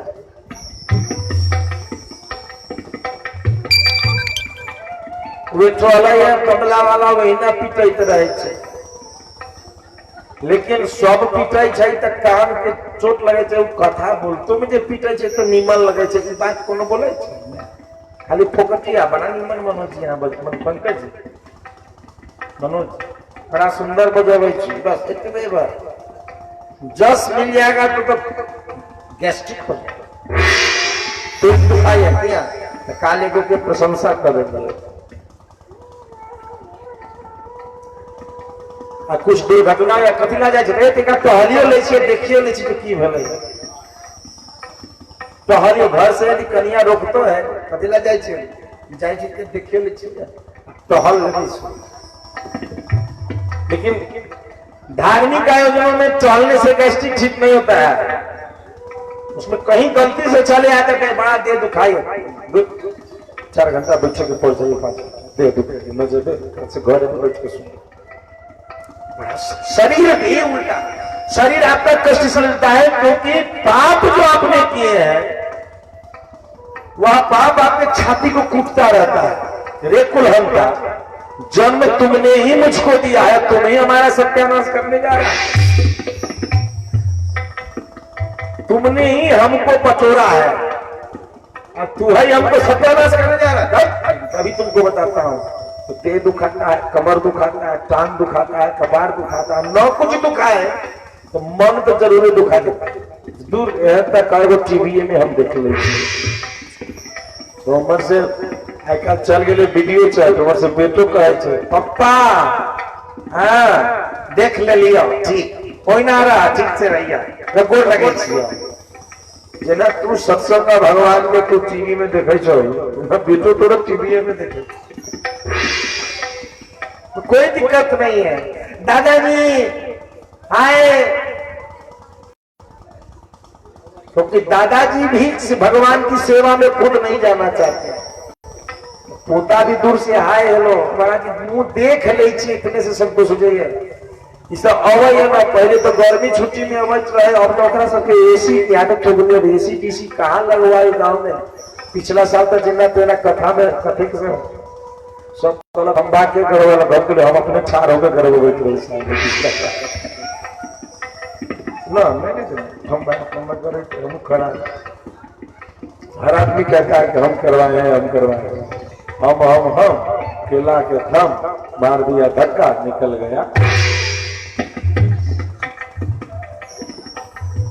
तो पुतवन नतिया से वही करता है। अब मन दुखी है। अरे तुम अपने से श्रेष्ठ के पास जाकर के सेवा करने से कतराते हो तो तुमसे जो कनिष्ठ है वह तुम्हारी सेवा करने से कतराता है। तो भैया हिसाब किताब तो बराबर है। तुमने खुद यदि तुम अपने बच्चों को सुनाते रहते कि बेटा हम गुरुजी के पास जा रहे हैं सेवा करने के, तो वह बच्चा भी उसी घर का पोता नाती कहता है गुरुजी दादा आपके गुरुजी के पास हम भी चलेंगे एक बार हम भी चलेंगे। हमारे पास आते हैं उन घरों के बच्चों के फोन आते हैं जिनके पिता भी हमसे मिलना चाहते हैं। वो बच्चे भी बोलते हैं गुरुजी कब आइएगा गुरुजी कब। लेकिन जब पिता ही दादा ही फोन करने पे भी कभी गलती से फोन कर दो तो कहे की कोनो बात रहा है तो जीना तो याद हो गई। प्रोग्राम में गेले तो कहते रहे तो भाई छिया तो भाई से लोग पूछे कोनो काम रहा फोकटिया भाई सब ठगे भाई सब ये भाई सब हमारे खेत जोते वाला खेत उस ब्राह्मण देवता ने कहा क्या करें सत्य बोलना और उसकी हत्या भी ना हो। बड़ा अद्भुत सत्य बोलता है। या पश्यति न सा ब्रूते या ब्रूते सा न पश्यति अहो व्याध स्वकायार्थिन किम भिक्षसे पुनः पुनः। शिकारी किससे पूछते हो? सुना है सवाल इसने बोलेगा यह जो बोलेगा उसने देखा नहीं और जिसने देखा है वो बोलेगा नहीं तो जवाब कौन देगा? अरे बताओ ना, बता तो दिया। इन आंखों ने देखा ये बोल नहीं सकती, इन कानों ने ये मुख बोल सकती है तो इसने देखा नहीं तो तुम्हें बताए। समझ गया ब्याज कि महाराज जी बताने वाले नहीं है। और तब जो है वहां से वो चला गया। भगवती का उनको दर्शन होता है। भगवती की कृपा से ऐसा होता है आई आई बोलने के कारण उनके ज्ञान प्रस्फुटित हो जाते हैं और इस प्रकार से उनके जीवन में विचित्र ही परिवर्तन होता है। कहते हैं उन भगवती की ऐसी लीलाओं को सुनकर के राजा जन्मेजय ने व्यास जी से पूछा कि हे व्यास जी उन देवी की पूजन मंत्र होम आदि की क्या विधि है हमें बताएं, मैं भी करना चाहूंगा। व्यास जी ने बोला राजन सुनो मैं तुमसे कहता हूं, यज्ञ कई प्रकार से होते हैं। जो मुनियों का यज्ञ है, जो ब्राह्मणों का यज्ञ है वह सात्विक, राजाओं का यज्ञ है वह राजसिक, राक्षसों का यज्ञ है तामसिक है, ज्ञानियों का निर्गुण होता है, और जो विमुक्तों का यज्ञ है वह ज्ञानमय यज्ञ होता है। हे गुरु जी, यह सात्विक यज्ञ कैसे होता है, राजसिक यज्ञ, इसमें क्या भेद है, इसको आपने बताया। प्रेम से भक्तवत्सल भगवान की बहुत सुंदर उपदेश देते हैं। जो उपदेश हमारे क्षेत्र के लोगों को सुनना बहुत आवश्यक है। भगवती के यज्ञ पे व्यास जी प्रकाश देते हैं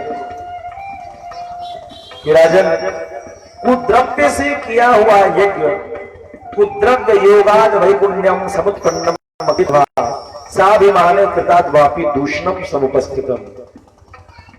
द्रव्य खराब हो और अभिमान के साथ हो तो उस यज्ञ से किया हुआ, उन पदार्थों से किया हुआ यज्ञ जो है वो दोष युक्त होता है। इस पर एक हम आपको प्रसंग सुनाते हैं।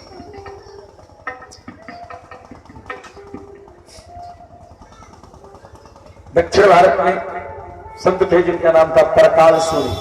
क्या नाम था? परकाल सूरी, मतलब भक्त को, भगत को सूरी कहते हैं शास्त्रीय शब्दों में। सूरी भी असंत्यत सूर्य, सूर्य शब्द मतलब भक्त।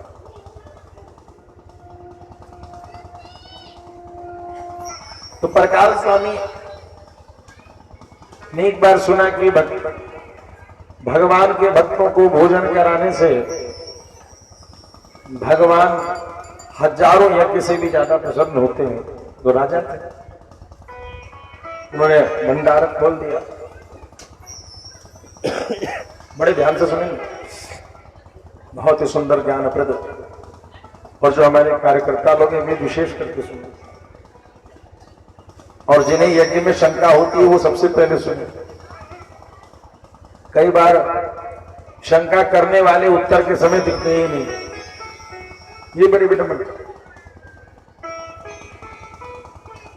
प्रश्न उठाना, और वो भी वैदिक परंपरा पर आसान हो गया है, उत्तर सुनने का साहस बहुत कम लोगों में है। ये विडंबना है। क्या जिनके मन में विधानों पर शंका होती है वे सुने, और कार्यकर्ता जरूर सुने, क्योंकि इस प्रसंग को सुनने से उनका उत्साह बढ़ेगा। परकाल स्वामी ने अपना सब कुछ लुटा दिया भंडारे में। बस एक खड़ तलवार रख करके अंतिम दिन वह राजपाट सब बेच बाच के चल दिए। और किस चीज में? वैष्णवों को भोजन में, संतों को, साधु संतों सन्यासियों को भोजन कराने में, सिर्फ भोजन में खर्च कर दिया। और चले आए जंगल। जंगल में जाके जब रहने लगे, एक हाईवे था, घोड़े करके जब माल वाला घोड़ा हो रहा है,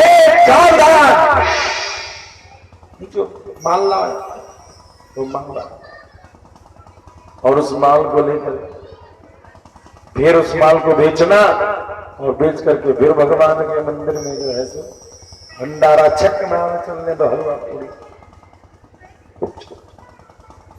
भगवती लक्ष्मी ने देखा कि यह भक्त तो सब कुछ लुटा दिया, लेकिन अब पाप बटोर रहा।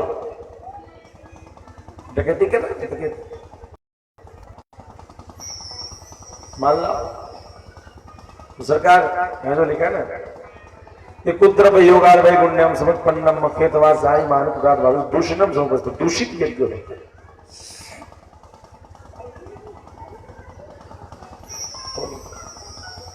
भगवान के पता नहीं दोष कर रहा है, गुण कर रहा है। भगवान को अपने भगत की शिकायत नहीं समझ में आती। लक्ष्मी जी नहीं आप कुछ कीजिए, मैं क्या करूं? तो उसको समझाइए। भाई कैसे समझाए उसको? उसकी आदत है भंडारा कराने की। बीमारी है, किसी को माला की आदत है, उसको सेवा की आदत लग गई है, वो कैसे भी कर रहा है। सरकार पाप बटोर रहा हो तो नरक में जाएगा, तो हो सकता है। बचाइए ना, तो तुम ही बचा लो। तो चलिए, अब जो है भगवान दोनों लक्ष्मी नारायण रथ पर बैठे, ऐ सावधान, ऐ राजकुमार राजकुमारी, रुक सावधान। अब जो है भगवान लक्ष्मी जी को बोले तुम मारेगा। अब चलो पथिक बन के आए, भगवान थोड़े बन के आए। इसको चक्कर चलो मुकुट तो सोने का है, बाजू बंद सब। पहले भगवान का सारा उतारा, हमें ना जमा कर। ये पीताम्बरी लाओ, इसे बांधेंगे सर भगवान को। दे दे पीताम्बरी लिया। देवी तुम भी उतारो।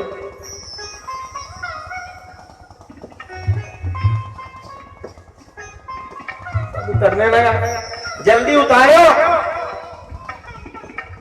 तुम दे दिया। हाँ ठीक है, चलो। लक्ष्मी जी ने कहा कुछ कहिए ना, हम लोग लुटवाने आए थे कि इसको समझाने आए थे? आप और इसको बढ़ावा दे रहे हैं, ज्यादा माल हो गया इसको। अब वो जो है सरकार स्वामी चल रहे हैं, कल बढ़िया भंडारा, माल अच्छा मिला।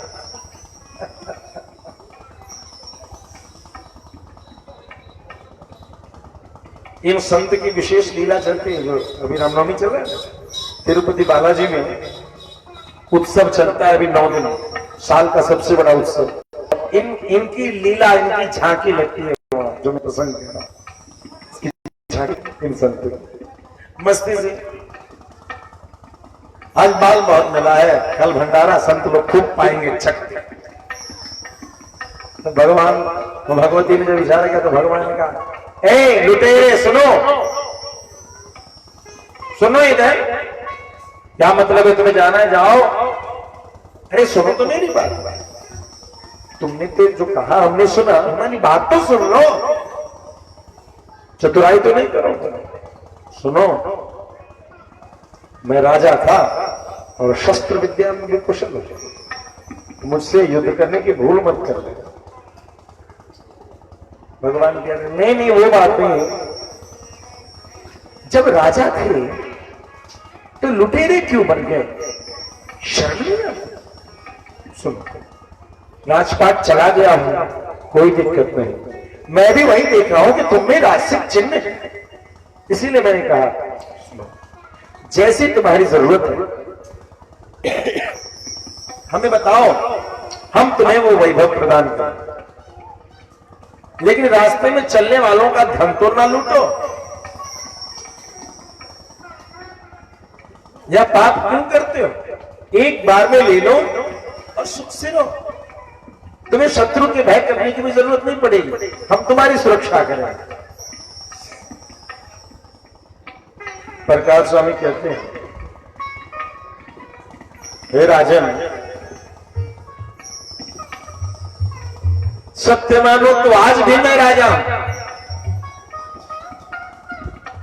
और लुटेरे तुम, चोर तुम।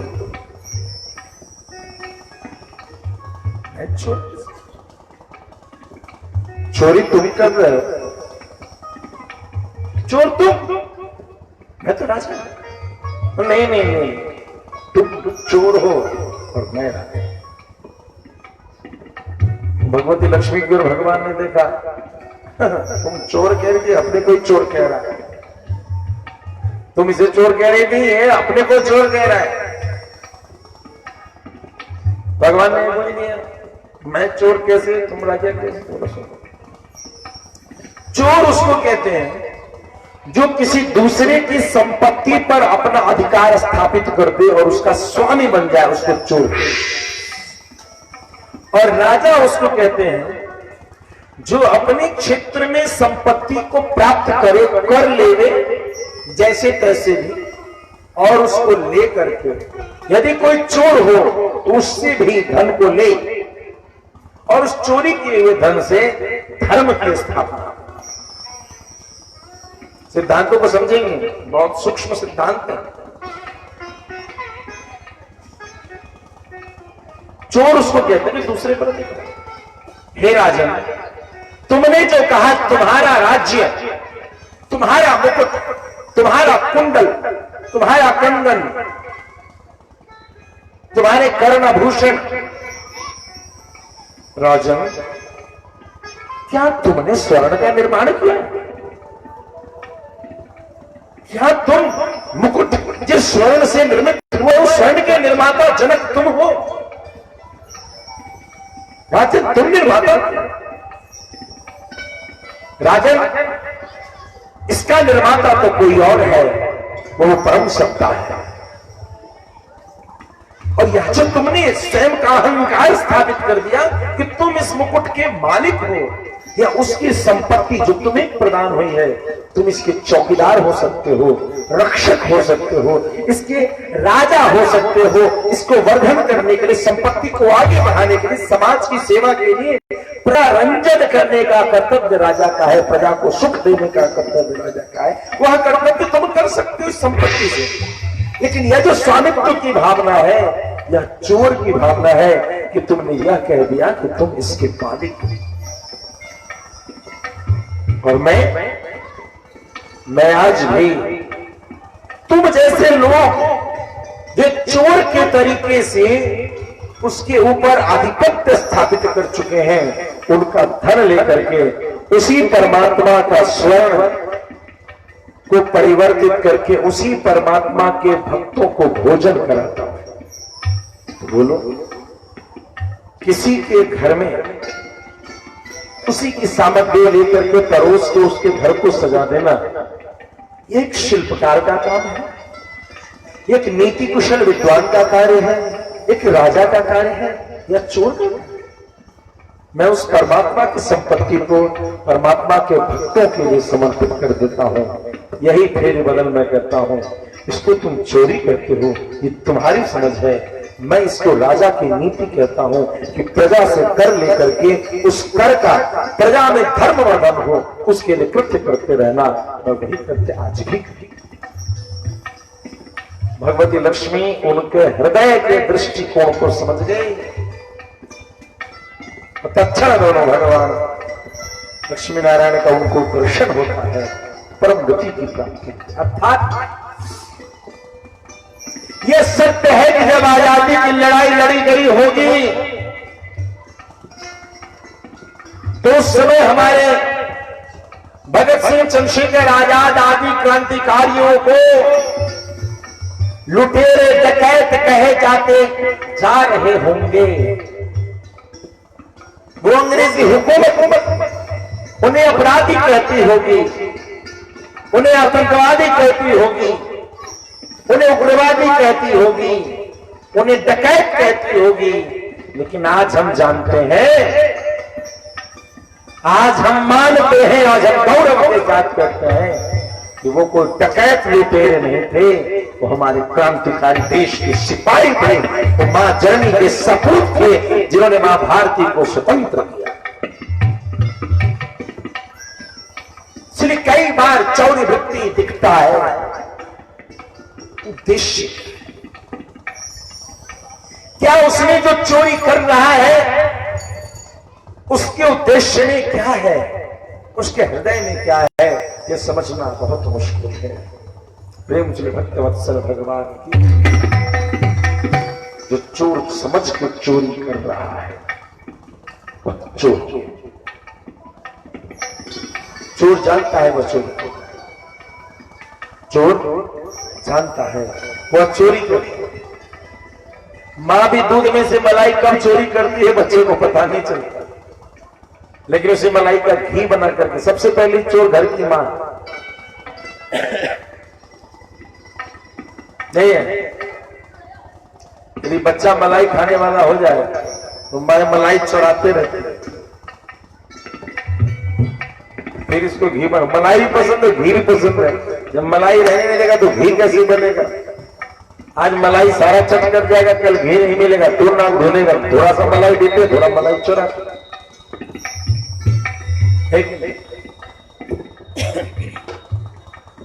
सबसे बड़ी झूठ कोई बोलती है तो मां, तो क्या उसे झूठ बोलना चाहिए? रोज मां झूठ बोलती है, गत्तर गत्तर तो हमारी, और ऐसे आंख लाल करेगी जैसे कि साक्षात काली दुर्गा आ गई। लेकिन कब गत्तर टूटता तो पता चलता कि गत्तर किसको कहते हैं। न कभी गत्तर टूटता है, न पता चलता कि गत्तर कहते हैं। कहावत है गत्तर गत्तर तोड़ दे, लेकिन मुझे पूछा गत्तर केकरा काइट से जाए तो मालूम है ना, तो तोड़ दे।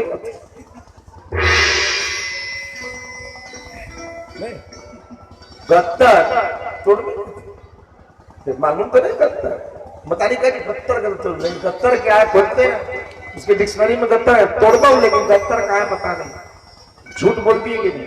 मां झूठ बोलती है, मां चोरी करती है। लेकिन ये दोष ममता की शक्ति है। यदि ममत्व में, प्रेम में ये कार्य हो रहे हैं, जगत कल्याण के लिए कार्य हो रहे हैं, तो ये आभूषण है, ये श्रृंगार है, ये श्रृंगार है। सात्विक यज्ञ की कथा हम सभी सुन रहे थे कि कहते हैं सात्विकस्तु महाराज दुर्लभो वै मखस्मृत वै खाना समुनि नाम ही विहितोऽसुर महामख। सात्विक यज्ञ बड़े ही दुर्लभ होते हैं। सात्विकम भोजनम ये वै नित्यम कुर्वन्ति तापसा न्यायार्जितम च वन्यम च तथा ऋष्यम सुसंस्कृतम। सात्विक यज्ञ किसको कहते हैं? कि सात्विक भोजन करे,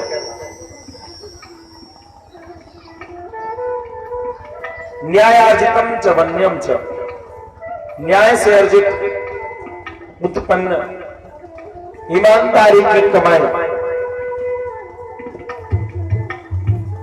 ईमानदारी की कमाई से। मैं बार बार जहां भी कभी किसी आयोजन में जाता हूं, सभी समिति के कार्यकर्ताओं से एक निवेदन करता हूं,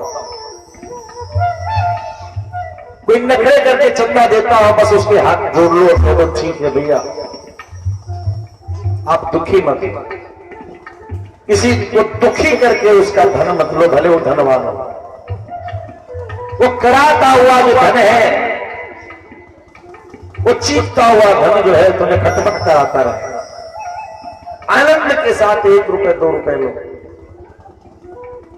आनंद का, प्रेम का धन। आयोजन में उतना ही खर्च करो जितना प्रेम से लोग देते हैं। अहंकारियों के धन से बच सको तो बचो। इन अहंकारियों का धन यज्ञ के प्रेम को, शांति को नष्ट कर देता है।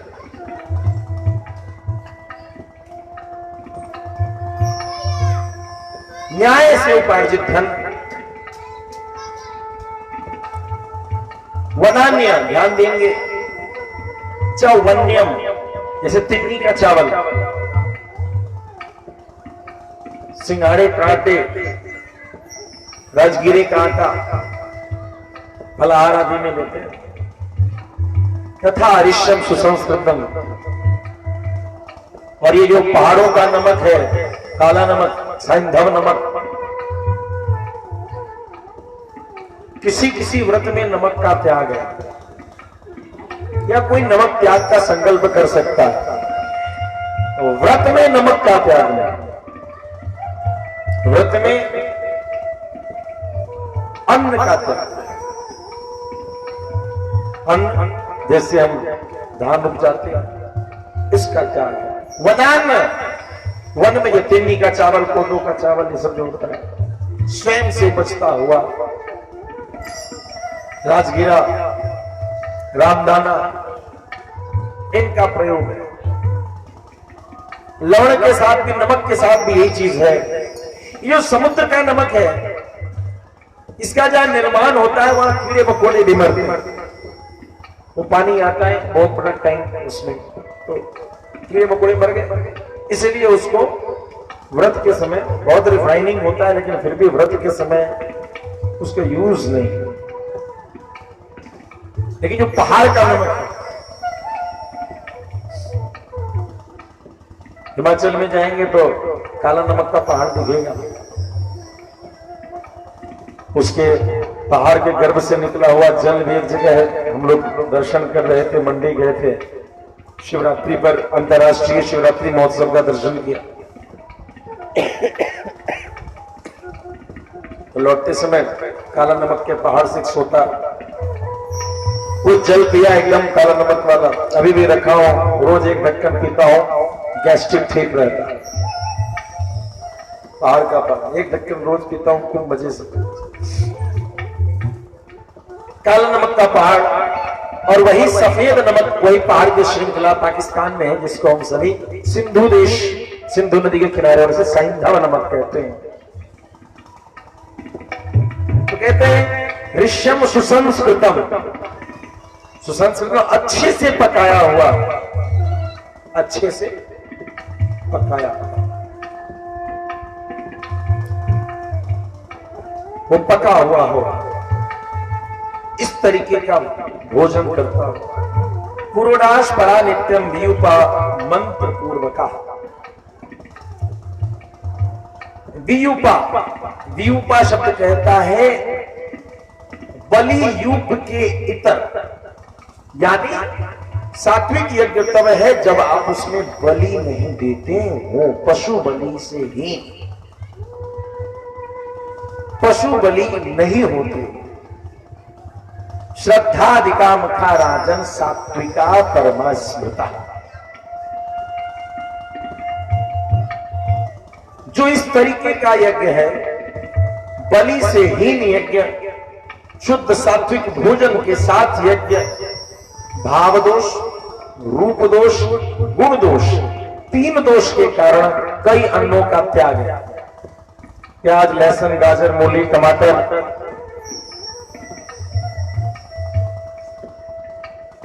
इन सबों का जो त्याग है, भाव दोष, रूप दोष, गुण दोष के कारण है। इन सब चीजों से हट करके जब आप, कई लोग टमाटरों को फलाहार में कर देते हैं, गाजरों को फलाहार में, इनका त्याग है। यदि आप व्रत लेते हैं तो राजसा द्रव्य बहुला सयुपाश सुसंस्कृता क्षत्रियाना विषाम चैव स्वाभिमानश्च वैमखा। जो राजसिक यज्ञ है उसमें बहुत पैसा लगता है, द्रव्य बहुला,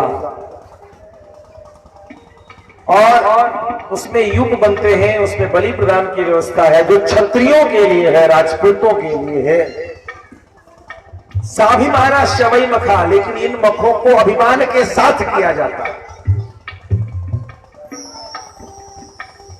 राजसिक यज्ञ के अंतर्गत, अभिमान युक्त यज्ञ के अंतर्गत इसकी चर्चा है। तामसा दानवाना वैशक्रोधा मदवर्धका सामर्षा संस्कृता क्रूरा मखा प्रोक्ता महात्मा भी। क्रोध मद को बढ़ाने वाला दानवों का जो यज्ञ है वो तामसिक यज्ञ होता है। क्रोध वो तामसी यज्ञ, क्रोध से किया गया यज्ञ तामसी यज्ञ होता है। जो कुछ लोग रिद्धि सिद्धियों की प्राप्ति में बलि प्रदान करते रहते हैं वो राजसिक यज्ञ के अंतर्गत होता है। और कुछ लोग क्रोध के कारण, जैसे इस्लाम धर्म के कुछ कट्टरपंथी लोग कैद कर लिया और इस्लाम धर्म कबूल करने को प्रस्ताव देते हैं, न किया तो उनका गला रेत रेत करके उनको, तो ये तामसिक यज्ञ है। इस तरीके से अपने क्रोध को प्रदर्शन करते हैं, दाम्भिक, यह सिर्फ क्रोध है। तो इस प्रकार से तीन यज्ञ की बात करी, फिर मानसिक यज्ञ की चर्चा करते हैं कि मानसिक यज्ञ तो सबसे श्रेष्ठ है। प्रथमं तु मना शोध्यम कर्तव्यम गुणम स्मृत गुणवर्जितम शुद्धे मनसि देहो वै शुद्धे संशयः। सबसे पहले मन को शुद्ध करे और मन को शुद्ध करने के पश्चात कर्तव्य की शुद्धि करे। और जैसे ही मन शुद्ध होता है, बेशुद्ध हो जाता है, तो इंद्रियार्थ वह पुरुष यज्ञ का अधिकारी होता है। इसीलिए मन से अपने यज्ञ वेदी का निर्माण करे और मन से ही संविधा शाखला का निर्माण करके उसमें आहुति दे। इस प्रकार से मानसिक यज्ञ की विधि बताए। हे राजे, तुमने जो यज्ञ किया है वह तामसिक यज्ञ था, सर्पसत, जिसको कि आस्तिक मुनि ने रोका। तुम्हारे पिता ब्राह्मण के प्रति अपमान करने का दंड पा रहे थे और सर्प ने उन्हें दंश किया।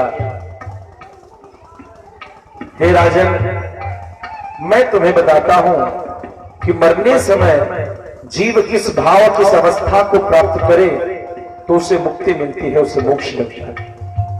अर्थात मृत्यु कैसे प्राप्त करे, मरे कैसे,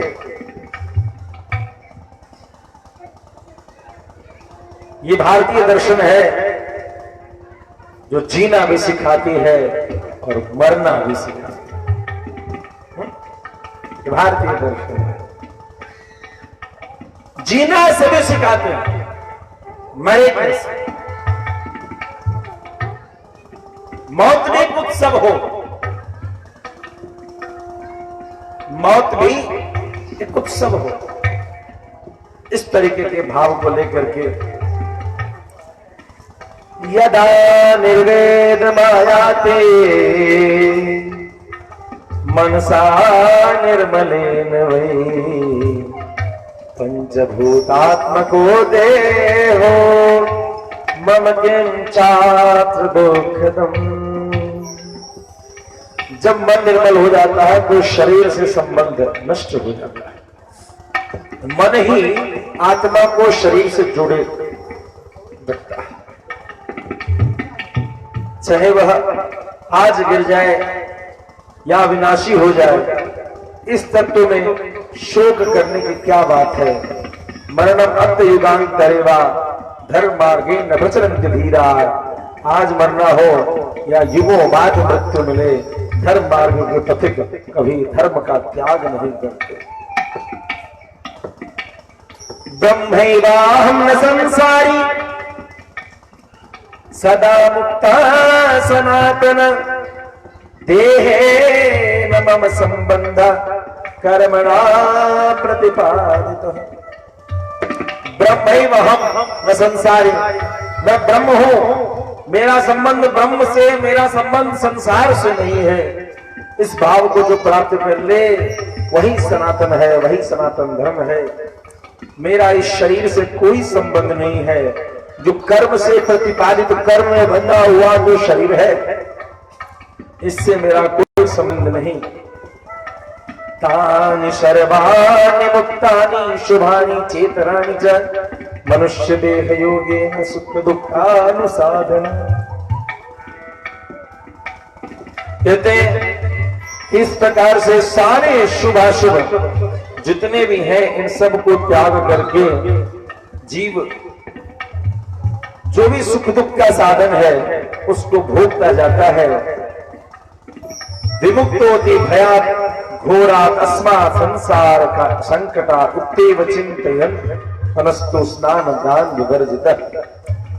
जो भी ऐसा सोचता हुआ रहता है कि हमें इससे दूर ही, इस संसार जो द्वंद्व से युक्त है इससे संबंध करने की आवश्यकता नहीं, वही संसार सागर से मुक्त समझा जाए। इस प्रकार चिंतन करते हुए स्नान दान आदि से वर्जित होकर के वह जो शरीर त्याग करे, इन सब से ऊपर उठ करके वह मुक्त हो जाता है। संदेह नहीं, ऐसा काष्ठा परा प्रोक्ता योगी नाम भी दुर्लभा। वह योगियों से भी दुर्लभ जो परम गति है उसकी प्राप्ति करता है। अर्थात कोई मर रहा हो तो उसके मरने के समय में हम जो ये बात कहते हैं कि दीदी आयल छो, दीदी के देखा, भैया आयल छो, भैया के देखा, बेटा आयल छो, यह न करने की जगह गोविंद का नाम लो, गोविंद का नाम लो, भगवान का नाम लो, भगवती को याद कीजिए। इस प्रकार का भाव ही वहां करना चाहिए।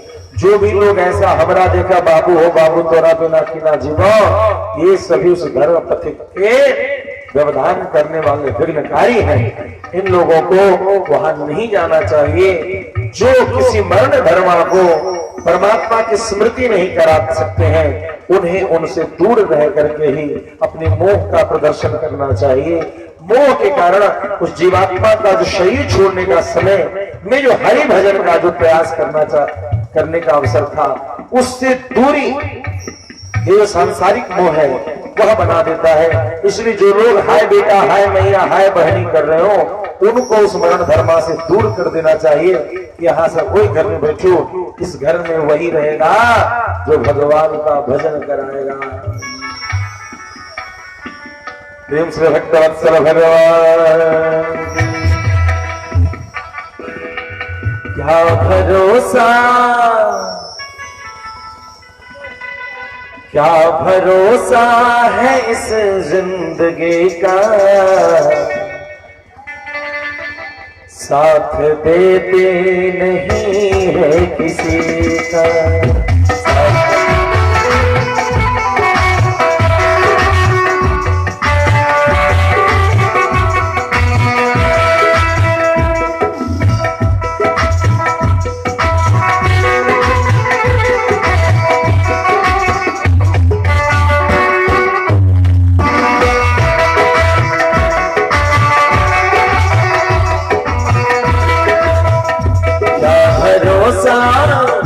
क्या भरोसा है इस जिंदगी का, साथ देते नहीं ये किसी का, साथ देते नहीं ये किसी का।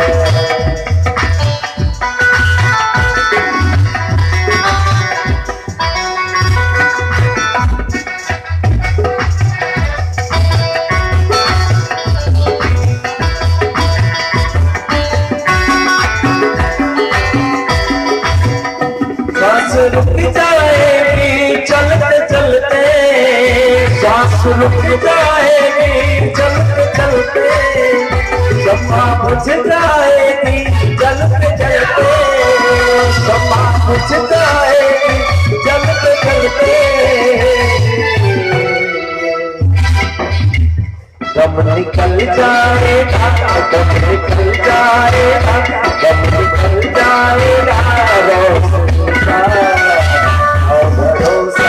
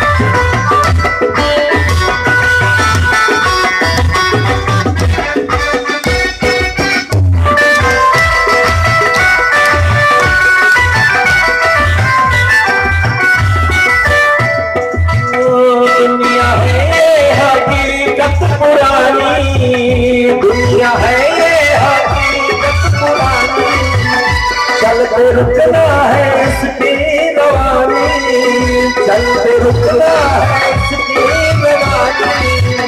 फर्ज पूरा, फर्ज पूरा, फर्ज पूरा करो बंदगी का,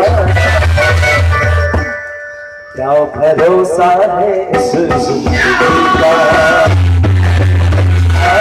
जिंदगी का क्या भरोसा है इस जिंदगी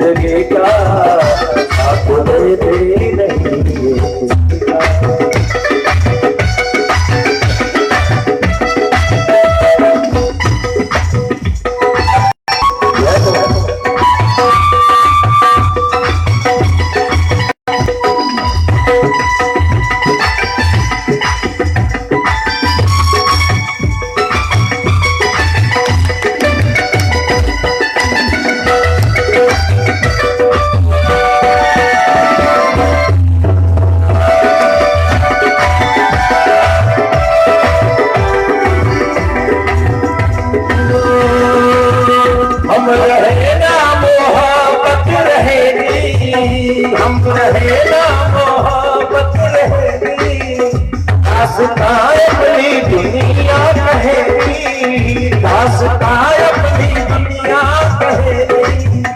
हम रहे ना मोहब्बत रहेगी, दास्तां अपनी दुनिया कहेगी।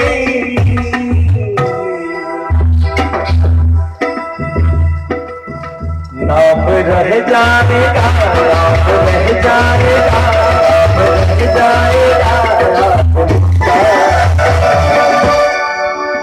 क्या भरोसा है इस जिंदगी का, क्या भरोसा है इस जिंदगी का, क्या भरोसा है इस जिंदगी का, साथ देते नहीं किसी का, साथ देते नहीं किसी का, साथ देते नहीं किसी का। बोल साचे दरबार की जय, जय जय श्री राम।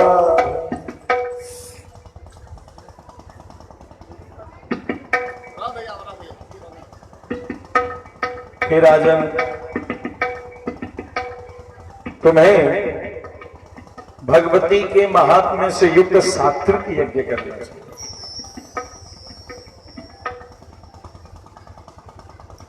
जो पूर्व में श्री विष्णु ने किया और भगवती को प्रसन्न किया, वह सात्विक यज्ञ तुम्हें करना चाहिए। जन्मेजय ने पूछा, गुरु जी ये सात्विक यज्ञ विष्णु ने कैसे किया?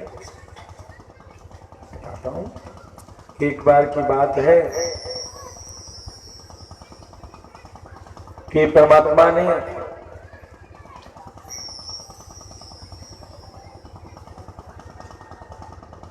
जब तीन लोक में, वैकुंठ में विष्णु, कैलाश में शंभु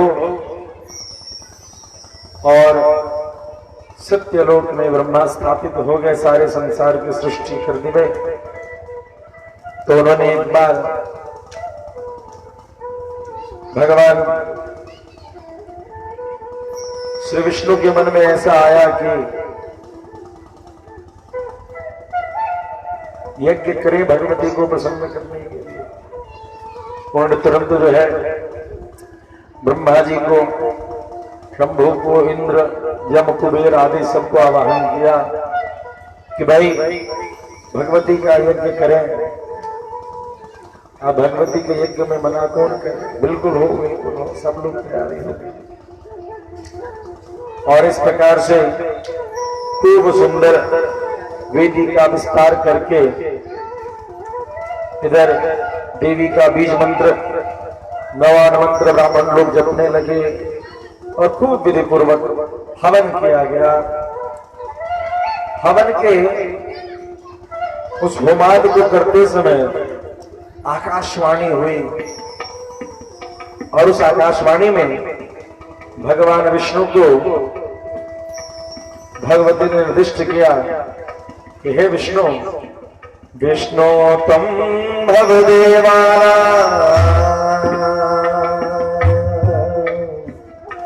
हरे श्रेष्ठतम सदा, तुम सबसे श्रेष्ठ हो गए हे विष्णु। सारे देवताओं में वसुगंधर्व, इन सब में तुम्हारी महत्ता सबसे ऊपर होगी। प्रभविष्यन्ति भो भक्त्या मानवा भुवि सर्वतः, वरदस्त्वं च सर्वेषां भविता मानवेषु वै। जो मनुष्य है प्रविशन्ति भो भक्त्या मानवा भुवि सर्वतः, जो मनुष्य है वो तुमसे प्रेम करेंगे और तुम सभी देवताओं में, सभी मनुष्यों में, वरदस्तुम सर्वेषां भविता मानवेषु वै, सभी मनुष्यों में तुम वरदायी होगे, सबको मनोकामना को पूर्ति करते रहोगे। जो तुम्हारी पूजा करेंगे उसकी समस्त कामनाओं की तुम पूर्ति करते रहोगे। समय समय पड़ने पर तुम दुष्टों के संहार के लिए अपनी लीलाओं को करोगे। शरण्यास्त्वं च सर्वेषां भविता पुरुषोत्तम पुराणेषु च सर्वेषु वेदेषु वित्तेषु च। पुराण और विस्तृत योग्यों में सभी जगत तुम्हारी पूजा होगी। जो तुम्हारे शरण में आएंगे तुम उनको शरण दोगे और तुम्हारी पूजा सर्वदा सर्वदा सभी जगह होती रहेगी। यदा यदा हि धर्मस्य ग्लानिर्भवति भूतले तदांशेनावतीर्याशु कर्तव्यं धर्म रक्षणम्। जब जब इस संसार में धर्म की हानि होगी तब तब तुम अंश से अवतरित होकर के तुम धर्म की रक्षा करो। तुम्हारे बहुत सारे अवतार होंगे, वे तुम्हारे अवतार महात्माओं के द्वारा पूजनीय होंगे, सम्मानित होंगे। अनेक अवतार और सभी योनियों में मधुसूदन तुम सभी जगह विख्यात होगे और सभी अवतारों में शक्ति तुम्हारी सहचारणी होगी। अर्थात जब तुम माधव बनोगे तो वह माधवी, वराह बनोगे तो वाराही, नरसिंह बनोगे तो नारसिंह। अनेक प्रकार से शक्तियां तुम्हें प्राप्त होंगी। इन समस्त शक्तियों के साथ तुम इस संसार में अपने कर्तव्यों को करते हुए कीर्ति यश का प्रचार करो, प्रसार करो और धर्म की स्थापना करो।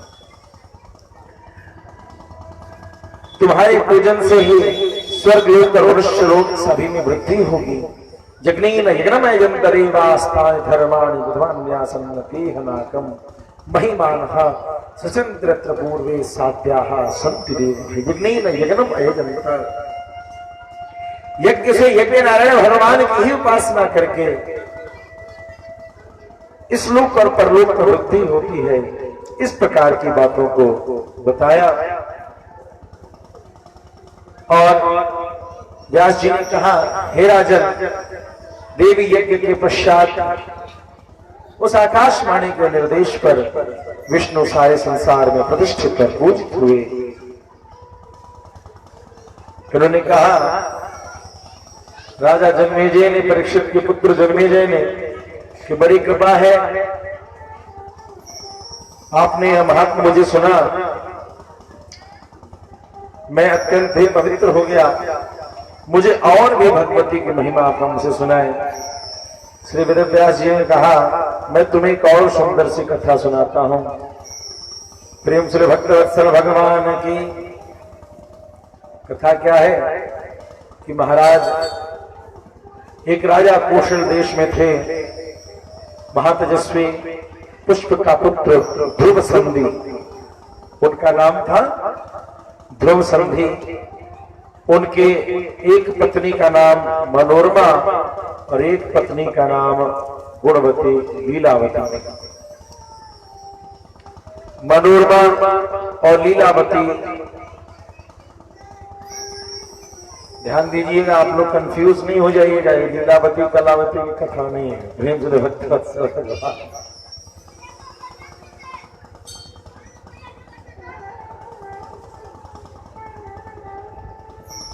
नहीं, हम कंफ्यूज हो गए।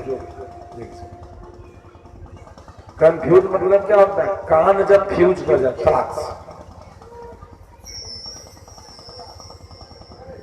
ये अंग्रेजी शब्द हिंदी से चुराया हुआ है, इंग्लिश है।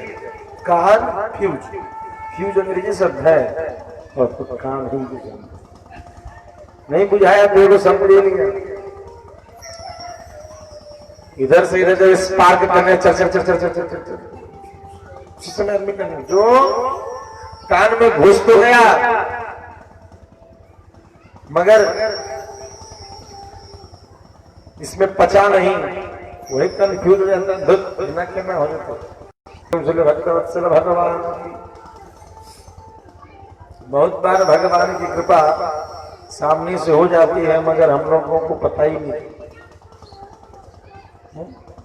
क्या परमात्मा हाथ में आकर के कुछ थोड़ी देर ये तो समझना होता है अपने सामर्थ्य को लेकर के, अपने सामर्थ्य के अनुसार ही समझना होता है कि हम में कितना सामर्थ्य था और हम कहां पहुंच गए। एक व्यक्ति की पत्नी बीमार थी, मैं उनके पास गया, कुछ शंका हुई थी कि तो मैं चला गया। तो उन्होंने कहा कि मुझे समय नहीं।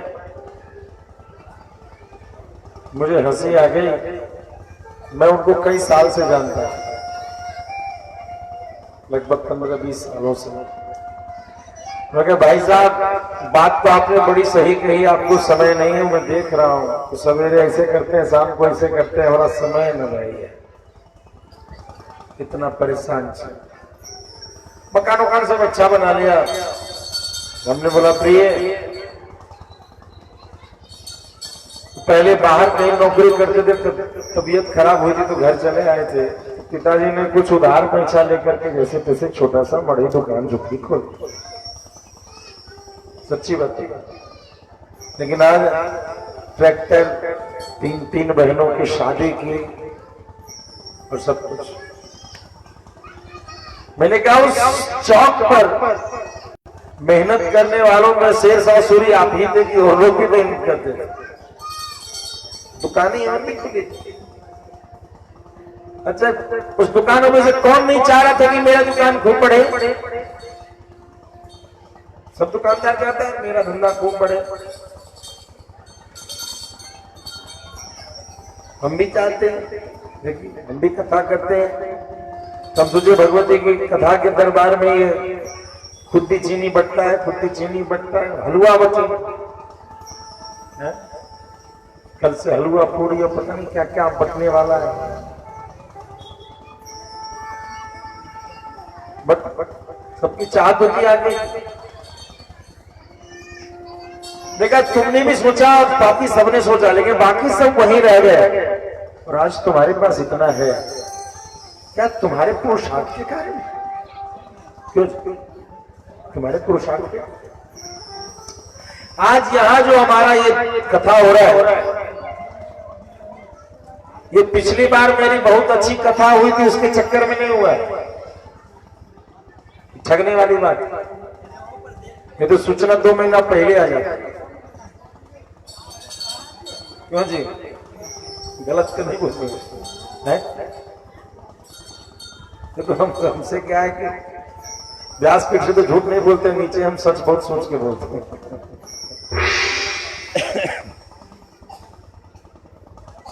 यदि वैसे कुछ होता तो साल भर में यहाँ से 50 फोन जाता कि महाराज जी फिर आवे के, फिर आवे के, फिर आवे के। कैसे क्या 5 दिन पहले। और यदि आपने भी, जो हमारे कार्यकर्ता लोग, ऐसा सोचा होता, वो भी नहीं, ना हमने सोचा ना तुमने सोचा, लेकिन बची हुई है। अचानक वो बता रहे थे आज हमको, हमारे चंदन जी, ये प्रतिमा खंडित थी और उस खंडित प्रतिमा के कारण जो है अपने क्षेत्र में कुछ समस्याएं बढ़ने लगी, घर परिवार में। और अचानक में कैसे कैसे क्या हुआ, बानरी सेना जो है सारा काम कर गई। करण करावन हार तुम, ना आयोजक कुछ कर रहे हैं, ना आने वाले पात्र कुछ कर रहे हैं। सही कह रहा हूं।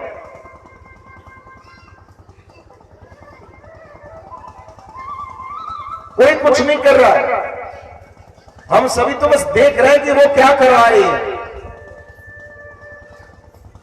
कोई नहीं जानता किससे कब वो क्या कार्य करवा ले। पिछले वर्ष आए थे तो यहां पर ऐसे वो कुंभी लगा था, इतना बढ़िया पोखरा है, ऐसा होना चाहिए, वैसा होना चाहिए, क्या होना चाहिए, नहीं होना चाहिए। यहीं से कुछ उससे कथा के समय ही तो घोषणा हुई है। कोई हमारे नेताजी आए थे, सोलर लाइट में मोबाइल चार्ज करते थे, सब बिजली में चार्ज कर रहे हैं, और इस बार जो पोखरा भी बना। अब अगले साल देखना क्या होने वाला है। प्रेम से भक्तवत्सल भगवान, अपना कॉलर टाइट करने की जरूरत नहीं, ना मुझे ना तुझे, ये हमारे आपके प्रेम की शक्ति, ये जगदम्बा को ये प्रेम अच्छा लग रहा है कि प्रेम बरकरार रहे, ये मिलन चलता रहे, हम आपस में यूं ही उत्सव मनाते रहे, बिजली भी आई, घाट भी बनेगा, बहुत कुछ होना है। जो सोचते हैं वो सोचते रहे, करने वाली बैठी है। हम और तुम कोई पात्र नहीं है, पात्र मात्र एक है, हम तो दृष्टा है।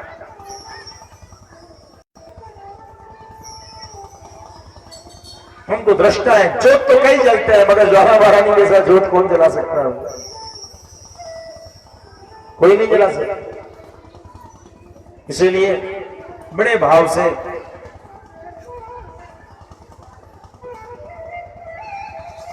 तो लीलावती कलावती में इसको कंफ्यूज नहीं कीजिएगा, ये लीलावती और मनोरमा की बात है। अच्छा, एक और सत्यनारायण प्रभु के कथा में लीलावती कलावती की कथा आती है कि वो लोग सत्यनारायण व्रत कथा सुनते हैं। वो कौन सी कथा सुनते हैं सो खोजता है सत्यनारायण प्रभु का वो कौन कथा है। हम लोग तो लीलावती कलावती की कथा सुन लेते हैं, लेकिन लीलावती कलावती कौन कथा सुनी थी? हम लोग जो कथा सुनते हैं उसमें लीलावती कलावती की कथा है कि वे एक सत्यनारायण व्रत कथा सुनते हैं। वो कौन सी कथा सुनते हैं? क्या वो भी लीलावती कलावती की कथा सुन रही, क्या वो कोई और कथा? तो अनुसंधान का विषय है। एक बार फिर से घर में जाइएगा और पंडित जी को बढ़िया दक्षिणा दीजिएगा और कहिएगा खोल खोल के कथा सुनाइए। खाली 5 बार 7 बार शंख बजता है तो खाली एक अध्याय हो गए, 2 अध्याय हो गए, 3 अध्याय हो गए, तो चले चलाओ प्रसादी के टाइम में सब को प्रसादी खेल भक्त वत्सल भगवान शंख बज गए या घंटी बजे जो प्रसादी मिलता हो, प्रसादी की वजह सबको चले जो नजर तक भीड़ बहुत लगती है प्रसाद के लेके। प्रसादी वाला सब जाकर के 5-5 रुपया में ले रहे, तो पंडित जी को दक्षिणा की जरूरत पड़ेगी। सब प्रसादी फ्री में लेके जाता है भक्त वत्सल भगवान। अरे घरवैया को मत दीजिए, लेकिन जो पंडित जी ने पाठ किया है वो भगवान पे तो 5 रुपया जलाओ यार। उसको चढ़ा नहीं चाहिए भगवान के दरबार में। यदि आप गए तो 5 रुपये चढ़ाओ तो आदमी। इसलिए होता गया कंफ्यूजन, कान कहीं दिमाग कहीं में। इस लीलावती कलावती भी कोई कथा सुनती है, वह कथा हम लोग नहीं खोज पा रहे, वह कथा कुछ और है। प्रेम भक्तवत्सल भगवान, आप लोग वो कथा खोजते रहिएगा, घर में जाकर के कथा चुप करा लीजिए। नवरात्र अच्छा चल रहा है इसी अवसर पे, और ध्यान से सुनिएगा कि वो कथा सुनी कौन से सुनी, इसका उत्तर बड़ा रहस्यास्पद है। तो आइए हम लोग मनोरमा लीलावती की कहानी सुने कि मनोरमा का पुत्र जो है सुदर्शन और लीलावती का पुत्र जो है सो शत्रुजित हुआ। इस प्रकार से एक बार राजा जो है जंगल में जाकर शिकार करते समय मारा गया। उनका एक सिंह ने आक्रमण किया, उस सिंह पर राजा ने युद्ध तो किया, लेकिन सिंह ने तब तक इनको राजा मारे गए, सिंह भी मरा। मुनिवर वशिष्ठ ने क्रियाओं को किया और तय क्रियाओं को इधर लीलावती के पिताजी उज्जैनी के राजा युधाजित वो चले आए। जब राजा के मरण का समाचार सुना, और कलिंग देश उज्जैनी मतलब उज्जैन, और कलिंग देश मतलब उड़ीसा, उड़ीसा के राजा वीरसेन वो भी चले आए। वो थे सुदर्शन के नाना जी। शत्रुजित के नाना जी युधाजित वो चले आए और सुदर्शन के नाना जी वीर सिंह चले गए। अब जो है मनोरमा पहली पत्नी थी, धर्म पत्नी थी, इसलिए कहा कि इसका बच्चा जो है सो राजा बनेगा। तो युधाजित ने कहा नहीं नहीं, लीलावती का बच्चा मेरा नाती बनेगा, मेरा नाती तेरा नाती होगा।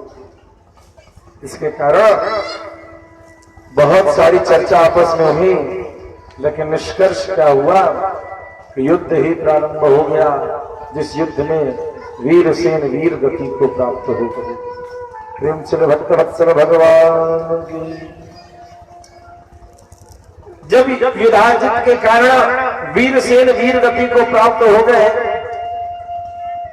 तो इस चर्चा क्यों जानकारी मिलते ही सुदर्शन और उसकी मां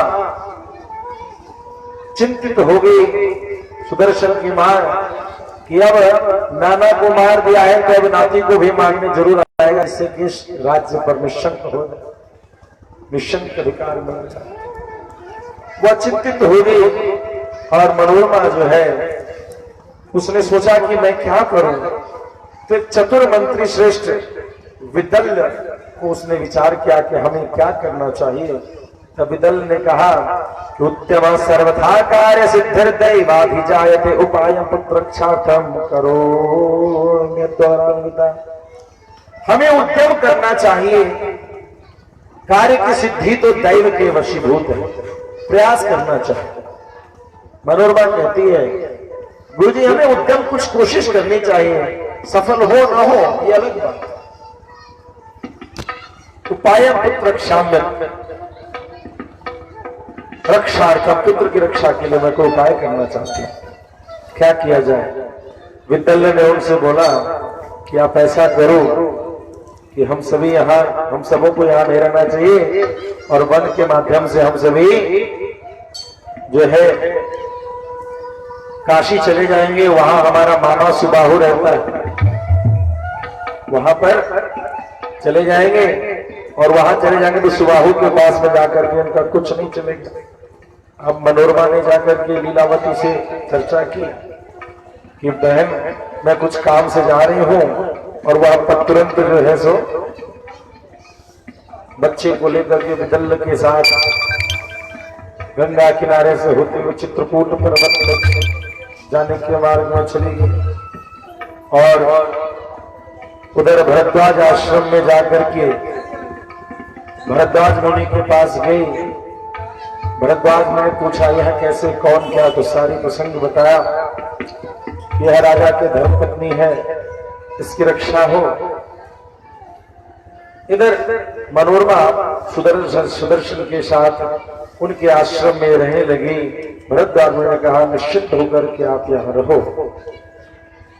इधर स्थिति ये हुई कि यह युधाजित इसने अपने नाती शत्रुजित को गद्दी दे दिया और गद्दी देने के बाद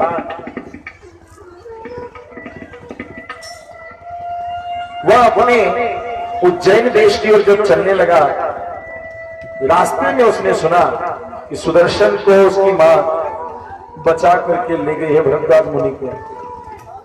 उनकी ओर चल पड़े और जब उनकी ओर गए भरद्वाज मुनि के यहां पता चला कि ऐसे ऐसे उसकी चर्चा हो, तो भरद्वाज मुनि से वह कन्या कहती है, मनोरमा कहती है कि गुरुजी एक प्रसंग में मैंने सुना है कि जब द्रौपदी आदि सभी पांचों भाइयों के साथ वन में थे तो मुनियों के आश्रम में जब वो रहते थे, उसी समय जयद्रथ जो है सेना के साथ पहुंच गया था और जयद्रथ राजा है इसलिए सभी ने उनको स्थान दे दिया। तो सारी मुनि की पत्नियां राजा को देखने गई, तो द्रौपदी भी देखने चली गई। द्रौपदी को देख करके जयद्रथ ने कहा यह अवश्यमेव कोई राजा की पत्नी है या राजकुल की है, यह कौन है, कैसे क्या है। तो तुरंत जो है किसी ऋषि ने कह दिया, यह 5 पांडवों की पत्नी द्रौपदी। यह सुनते ही द्रौपदी को हरण करने की चेष्टा जयद्रथ ने कर दी। जैसे ही जयद्रथ ने चेष्टा की, वहां किसी ने उस द्रौपदी की रक्षा नहीं की, 5 पांडव ने ही आकर की रक्षा की। आज मैं भी मुनियों के आश्रम में और मेरा शत्रु द्वारे खड़ा है, क्या मेरी रक्षा भी नहीं होगी? और क्या मेरा भी यही गति होगा? भरद्वाज ने कहा, दुखी चिंता रहो, शांत प्रेम से भक्तवत्सल भगवान, चिंता शांत। परिणाम यह हुआ, बाहर आए, युधाजित से कहा, युधाजित जाओ, हम तुम्हें मनोरमा प्रदान नहीं, वो तुमसे भय खा रही है। तुमने कहा तुम उसी राजकुल परिवार के हो, उसे संबंध रखते हो, लेकिन मनोरमा कहती है कि तुझसे उसे भय, उसके बच्चे के साथ हम तुम्हें नहीं मिलेंगे। युधाजित ने कहा, बाबा जी हाथ जोड़ के कह रहा हूं, ये राजाओं की बात में मत पड़ो, राजा उनके घर की राजनीति है, इसलिए बाबा जी लोगों को बोलना नहीं चाहिए। बात मेरे नाती को मैंने गद्दी बना दिया और ये जो विघ्न है इसको भी खत्म कर लूंगा, बस बात खत्म। और क्या होता है, बीच में आपको नहीं बोलना चाहिए, आप अपना काम करो। भरद्वाज ने कहा, राजन मैंने वचन दे दिया उसको रक्षा कर। अरे वाह, मैं सेना लेकर के जा रहा हूं, कितना युद्ध कर लोगे? क्या मुझे बल का प्रयोग करना पड़ेगा? भरद्वाज ने उसके बारे में कहा, सुनो,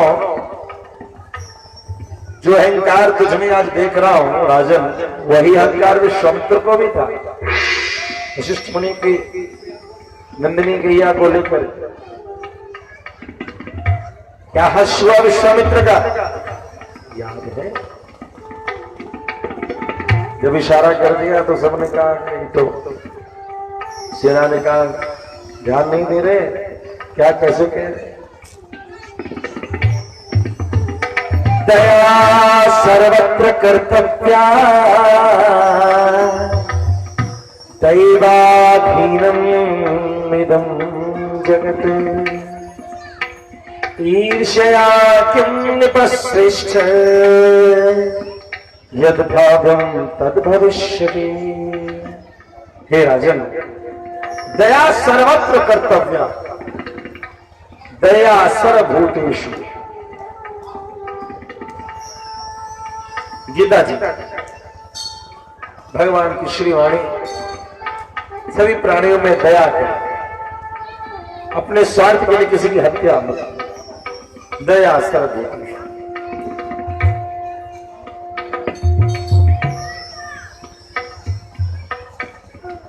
यह कर्तव्य है, सभी प्राणियों के प्रति दया करनी चाहिए। हे राजन, ईर्ष्या से क्या होता है? यदि भाग्यम तो भविष्य, जो होना होगी। वज्रम दृढ़ायते राजन, दैवयोगान् न संशयः, त्वं वज्रायते क्वापि समये दैवयोगः। दैव प्रबल हो तो वज्र में तिनके का आभास हो जाता है, और यदि दैव प्रबल हो तो तिनका वज्र बन जाता है। जब अंगद जी ने पैर पटक दिया तो कह दिया, चौम चरण सकसी सटचारी, फिर हे राम सीता में।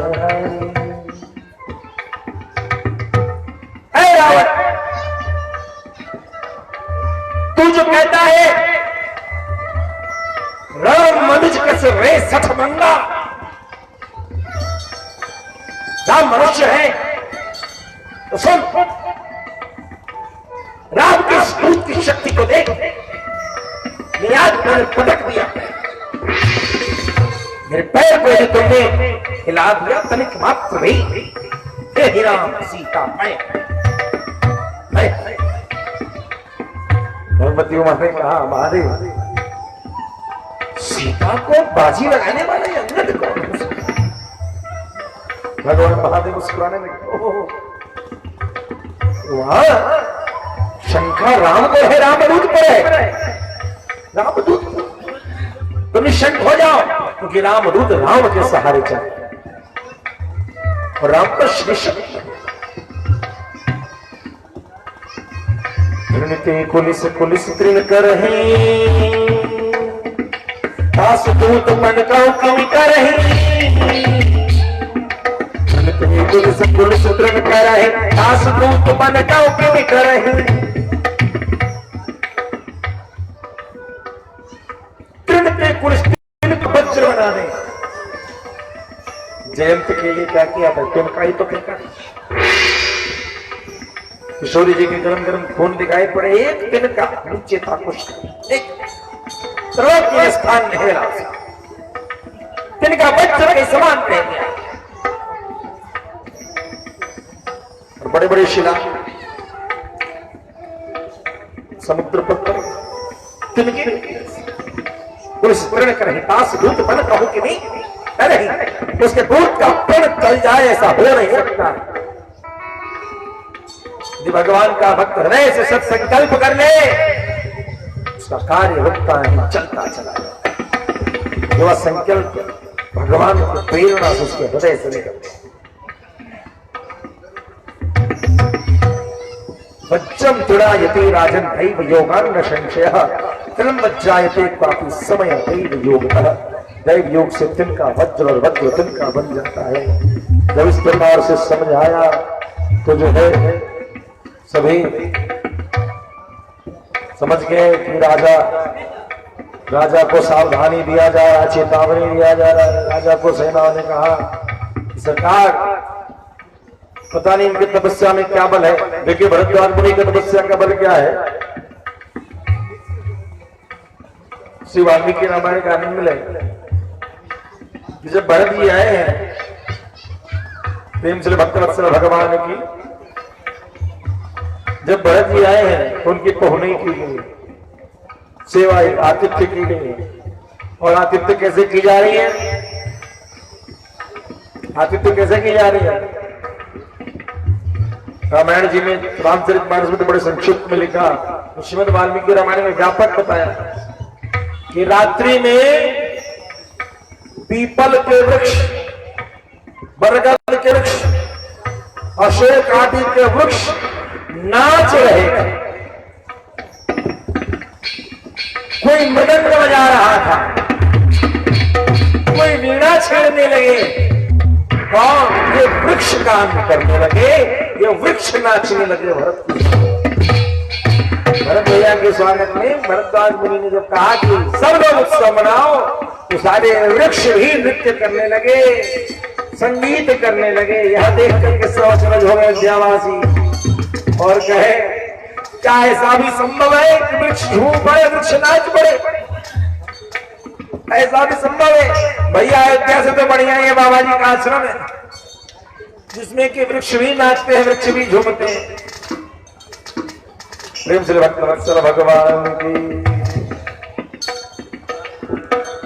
चले गए। वही भरद्वाज मुनिया, भरद्वाज मुनि बस वहीं प्रयाग।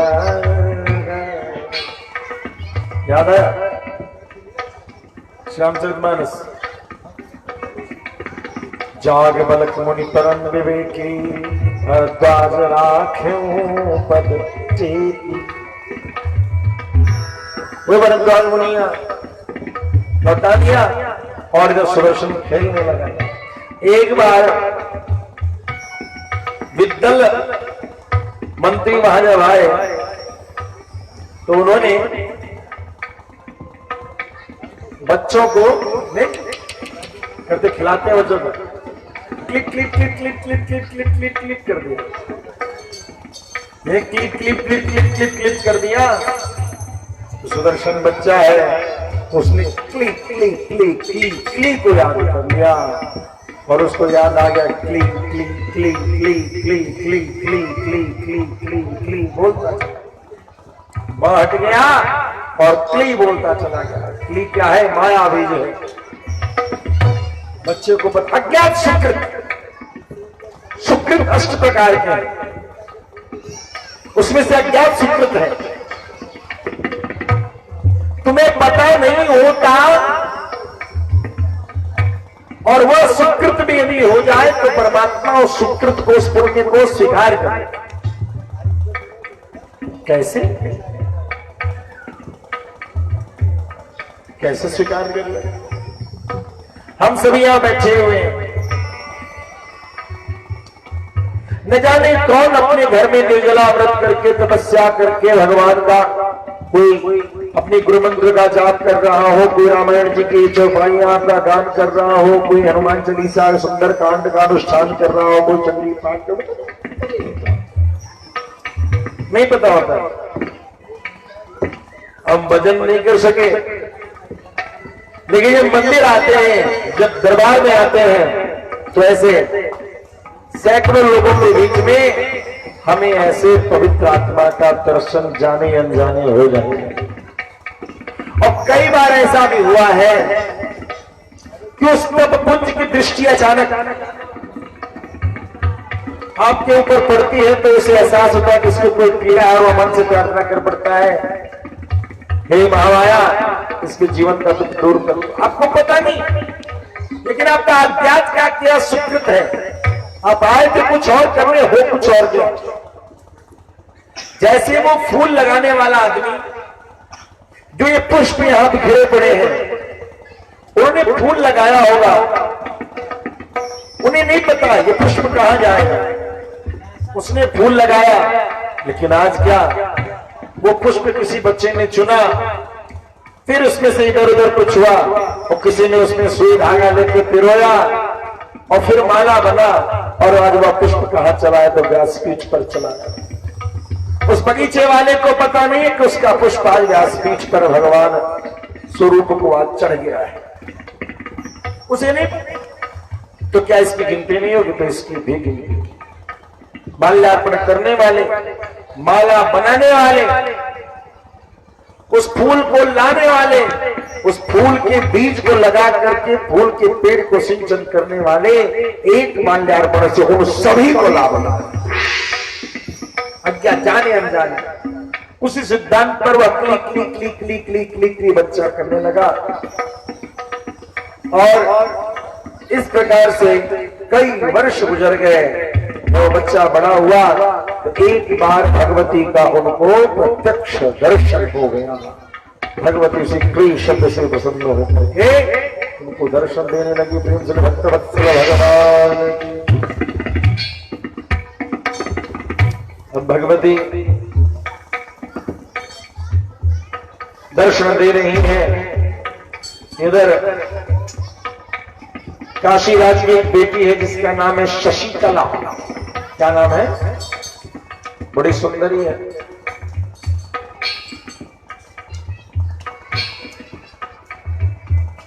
शशिकला। उसके मन में आ गया, भगवती ने सपने में कह दिया कि बेटी अब बड़ी हो गई, तुम्हारा ब्याह इस राजा से हो जिस राजा की चर्चा सभी कर रहे हैं। तो सुबाहु जैसा पहले बनारस जाने की प्लानिंग थी ना सबकी, वाराणसी तो क्या जा नहीं पाई तो बरकर बनी क्या रुके तो चर्चा चलेगी। बिरल के मामा सुनो तो बोला मेरे मामा क्या चले रुके बरकर तो नहीं किया, कोई बात चर्चा तो चलेगी।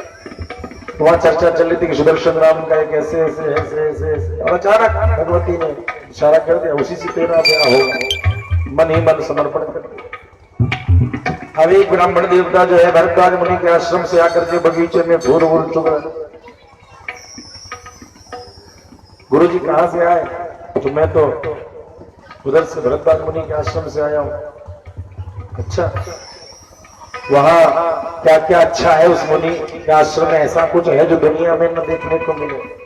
यूनिक